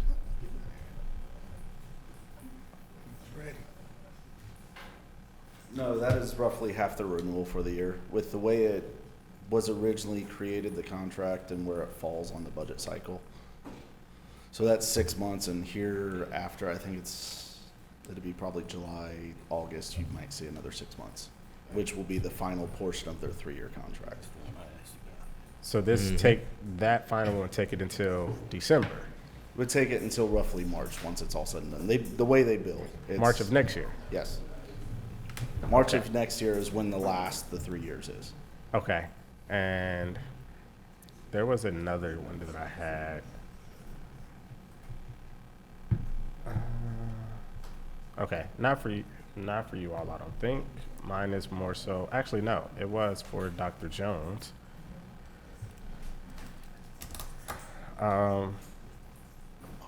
Yeah, the Karen Wick Welcome Stadium press box one. It's coming out of maintenance. Is that the only fund that it can come out of, or is there other funds, or where? We looked everywhere. for funding, and that's pretty much the best line to pull it from. Okay. All righty. Appreciate it. And then the last one under 15,000, Dr. Lawrence, this key ads billboard. Where would these be placed at, or what does that look like? A design piece. I see the Innovative Academies is referenced. Innovative Academies, we don't have those. I'm pretty sure that the billboard doesn't say that. I think this was. The billboard does not say that, and I'll have to ask, oh, come on, Adrienne, I was looking for her, I forgot, she's there. Tell me where they're going, and does not say that. We are not a charter school. The microphone, but here I am. So we originally were going to use the billboards to promote, obviously, the new logo unveiling, but that will not happen. We met with the guy today to talk about what we're going to promote, and it's all of the new pathways at the high schools that we had our team pick which ones they want to promote. So not all specifically just high school too. We are obviously going to include middle school and elementary school children as well. So. Can I ask how the last school year billboards went with advertising of, I think that was for McKinley Vento or things like that? Did that draw more students to the district? We were not involved in that, so I do not have the answer to that for you. Okay. Yeah, sorry. All right. Nope. I appreciate it. That's all my questions, Mr. President. Mr. President. Can I just ask that you guys update the under 15,000 to remove Innovative Academies? I don't ever want us to believe that we are supporting that model, because we are not a charter school.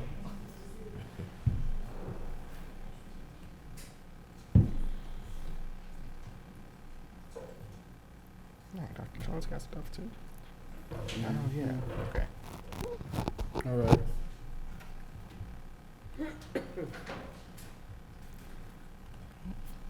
Hewitt. Okay. Next one, I have one contract for McGowan Bread Vendor Agency. That is for annual fee for our brokerage for the insurance, employee benefit insurances. Okay. Any questions? This is Yeah. a good line. So I know this has been discussion over the last year. What happened, we haven't looked or shopped around for insurance at all. Can I just ask why we haven't put out at least a request for a proposal or information just to see what's out there? This is Hold not, on, this, before you go. At one of the conferences that I went to for Council of Greater Schools, one of the things that one of the speakers talked about how even if you've been with a company so long, it's still important for you to shop and see to make sure what you're getting is still competitive in the market. So go ahead, Madam Treasurer. this one is not for insurance. This is a brokerage. They look for insurances. Correct, that's what I'm talking about, Yes. for the broker. Brokerage. We worked with the superintendent's office, and we decided this year to go with the McGowan. Can I make a request that you guys do some more work on this one? Because in October, what we were told in October, that it was too late, we were at open enrollment season for us to do that piece of it.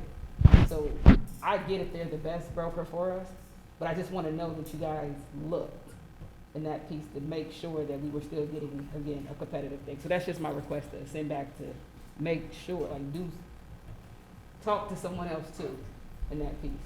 And colleagues, if you got any thoughts on it, I mean, I get complaints all the time about our insurance ultimately, and these are the individuals who get it for us. So I just want to make sure that we're doing our due diligence and it's the best. Mr. Broha, didn't, in a review session, I thought you said that you had looked around and also that you chose this one because they gave you, No, a- I didn't say that. I said, me and the superintendent negotiated with McGowan Bread Vendor. For the next 5 years, they gave us the same amount. And we thought that price is good, with no increase. Okay. So, I was gonna ask, you said dropping the superintendent's name, so title. yeah, I don't have a problem going out and doing that exploration piece. As you mentioned, we have explored healthcare providers other than the one we have, but in terms of brokers, we can certainly check around. I would just say that This has been an almost 30-year relationship, and they locked in these rates at no increase for 5 years. And I heard you say you've had a lot of complaints, and so we'll investigate that too and see how folks are feeling about their vendor. I appreciate that. If you end up with them, because ultimately this is what's best for you guys, I just want you to make sure that you look and didn't just stick with someone because it's what we've always done. Got you. But if they're good for us, they're good for us.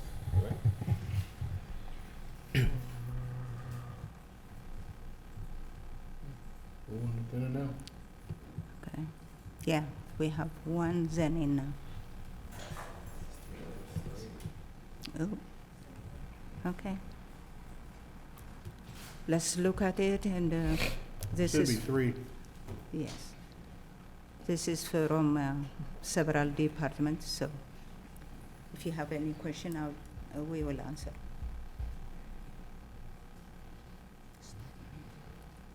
Questions concerning?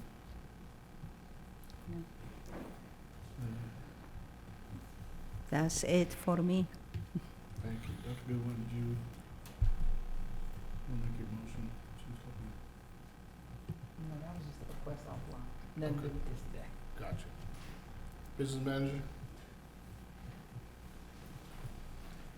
Thank you, Board President.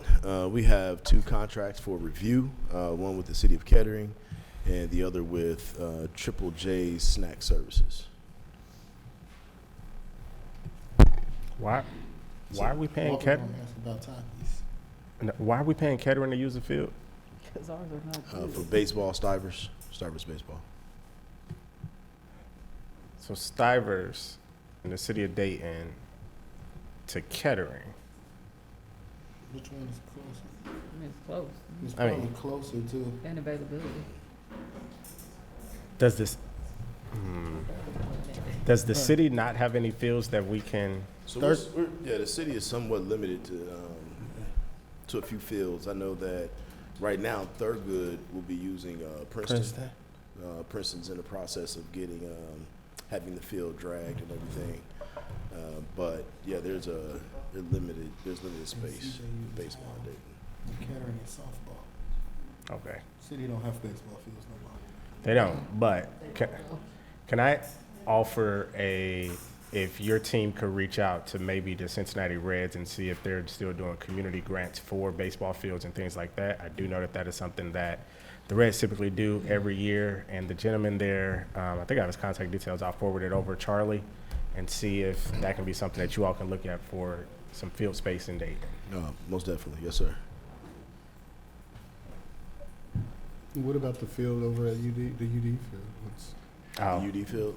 Yeah. Chief Jones checked it today. Yeah, Say they using that for college baseball. Oh, okay. The UD field. I got my answer. Thank you.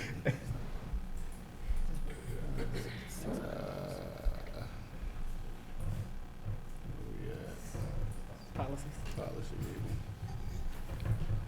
reading. First reading. You want it? Oh, go right ahead. Resolution to adopt board policy first reading, insomuch as the Board of Education is committed to the continuing updating of its policies, rules, and regulations. Manual and the committee, which was appointed, has been working towards that goal. The following are brought at this time for first reading and compliance with board file BFC policy adoption. Now, therefore, be it resolved that the Board of Education of the Dayton City School District, Montgomery County, Ohio, hereby accepts and adopts the following policies that have been qualified for inclusion in the handbooks of policies, rules, and regulations. DJH, credit cards. DJI, district credit card use and travel for board-appointed employees. EDDE, employee electronic mail. JEB, entrance age mandatory kindergarten. JEBA, early entrance to kindergarten. These policies are being read for the first time. As such, a motion or second is not required. The policies will be available in the superintendent's office for review and comment prior to their second reading and the adoption by the Board of Education. Furthermore, the policies will be reviewed by the superintendent's office, the board office, and the legal department of the Dayton Public Schools prior to second reading. Thank you. All right. Joe Lacy? Thank you for electing me. I think. Yeah, Ms. Ryder? I have nothing tonight, thank you. All right. Mr. Walker? I have nothing. All right. Ms. Garrison? I don't have anything. Thanks everyone for your presentations and for coming out and still being here. Okay. Mr. Smith? Let me get it together. Minute and a half. Oh,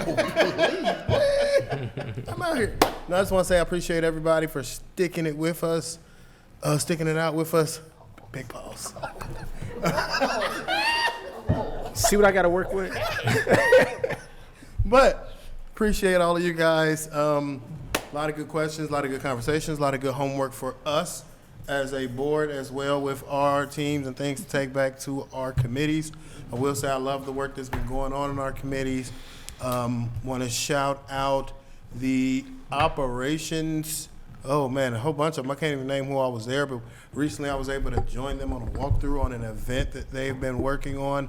And just want to say I appreciate them coming out and coming together as a team to try to bring enterprise situations, things that can come back to our district and go back into our pockets and help our kids out here in the district. So I just want to say appreciate having that time with them. It's always good to walk around with them and see what's going on. I want to say a happy belated International Women's Day to all of the awesome people that do so many wonderful things across this district.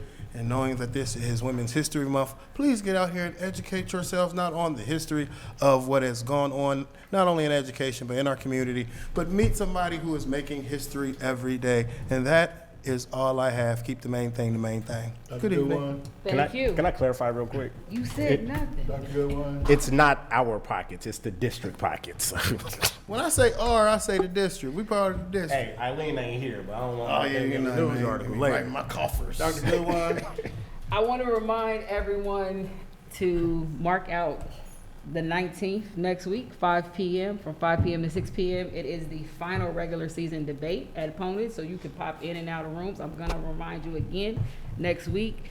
The curriculum team led by Dr. Sheehy is doing an amazing job. The kids, I mean, the turnouts have been really great. We actually have crowds, so we're kind of big stuff out here. I would encourage you, if you do want to see them, because after next week, then we're going into our finals. Maybe pop up next week so you don't scare them when they make it to the finals in that piece, and it's like with way too many people to talk in front of. So definitely 5 o'clock. It's only 1 hour, 5 to 6. It will be over probably 5:45. So you're gonna blink and miss it if you try to come late. The 19th, come out, support this process and these teams because they've been doing a lot of great work. That's all I have. Thank you, Dr. Bailey. Treasurer Braha? I have nothing tonight. Sarah? She's excited. Boy, oh boy. I'm so excited. I think that, first of all, thank you, Board President Bailey. Also, Joe, it's nice to see an audit committee member step to the plate, so I'm grateful. And no, I'm excited that you were able to get the vice president role.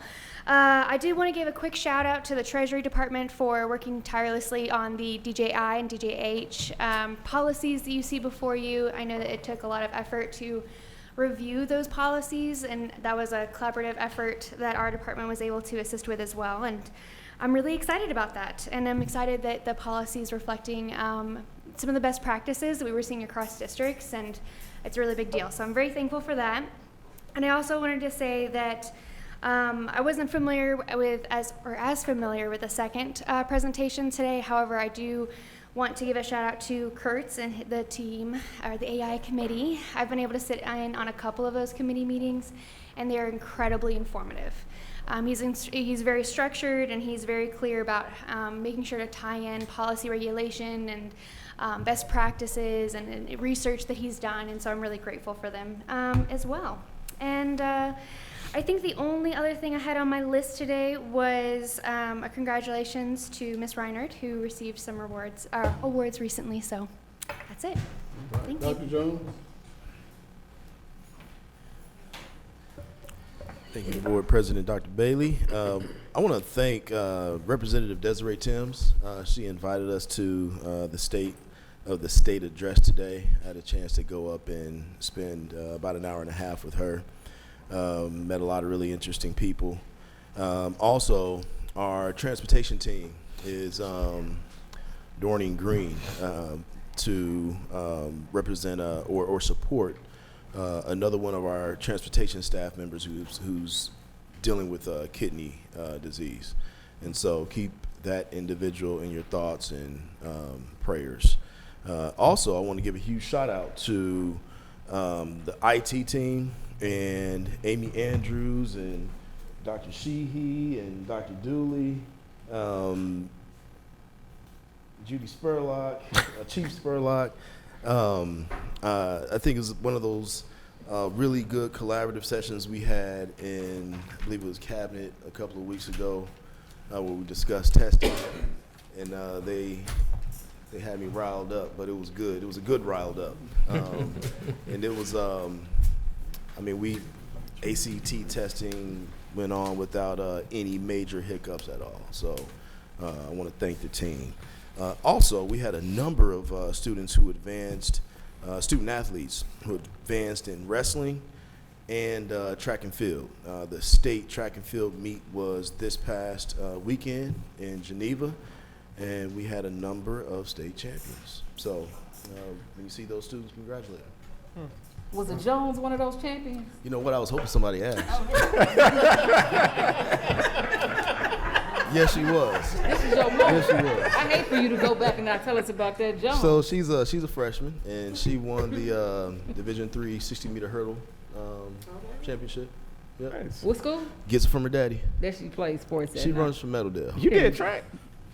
Oh yes, I did everything: track, football, basketball. He was in Patterson, bro. What went one-on-one between you and Dr. Bailey? I'm just Oh, listen. to get him back from early. I'll just walk away from the mic. There'll be no competition. I'm Dr. Bailey. Dr. Lawrence. That's that one. Oh my gosh. No comments from me today. And just to put a period on it, it's first, and then there's last. No comments. Pursuant to section 121.22G2 of the Ohio Revised Code, I move that this board go into executive session. This meeting is being held to consider the appointment, employment, dismissal, and/or compensation of a public employee. Second. Who seconded it? Walker? Mr. Walker, second. President Bailey? Yes. Dr. Goodwin? Yes. Mr. Lacy? Yes. Mr. Smith? Yeah. Ms. Reinhardt? Yes. Mr. Walker? Yes. Ms. Garrison? Yes. 7 yeses. Let the record show that the Board of Education of the Dayton City School District has just completed an executive session during which it considered, wait a minute, don't we have to vote on the pro temp? Yeah. We can do it right after that. Don't Yeah, worry. you Okay, all right. Which is considered the appointment, employment, discipline, and/or compensation of a public employee. I would like to make the motion to make Eric Walker the treasurer pro temp. Just an appointment. Just an appointment? Okay, appointment. Roll call.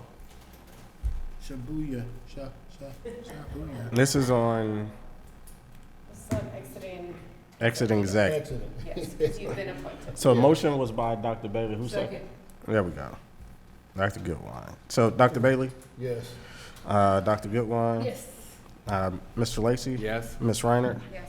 Mr. Smith, Yeah. Walker votes yes, Ms. Garrison, Yes. 7-0. All right. Motion to adjourn. Oh, no, No. dang I it, make I a withdraw. motion that we, I make a motion that we approve the March travel for exceeded 5,000. Second. Call for vote. Any questions, concerns? All right. Dr. Call Bailey, for vote. Yes. Dr. Goodwine, Yes. Mr. Lacy, Yes. Mr. Smith, Yes. Ms. Reiner, Yes. Mr. Walker votes yes, Ms. Garrison, Yes. 7-0. Second. Roll call. Dr. Bailey, Yes. Dr. Goodwine, Yes. Ms. Reiner, Mr. Smith, Mr. Lacy, All right, Brad. Ms. Garrison, Mr. Walker, Yes. 7-0.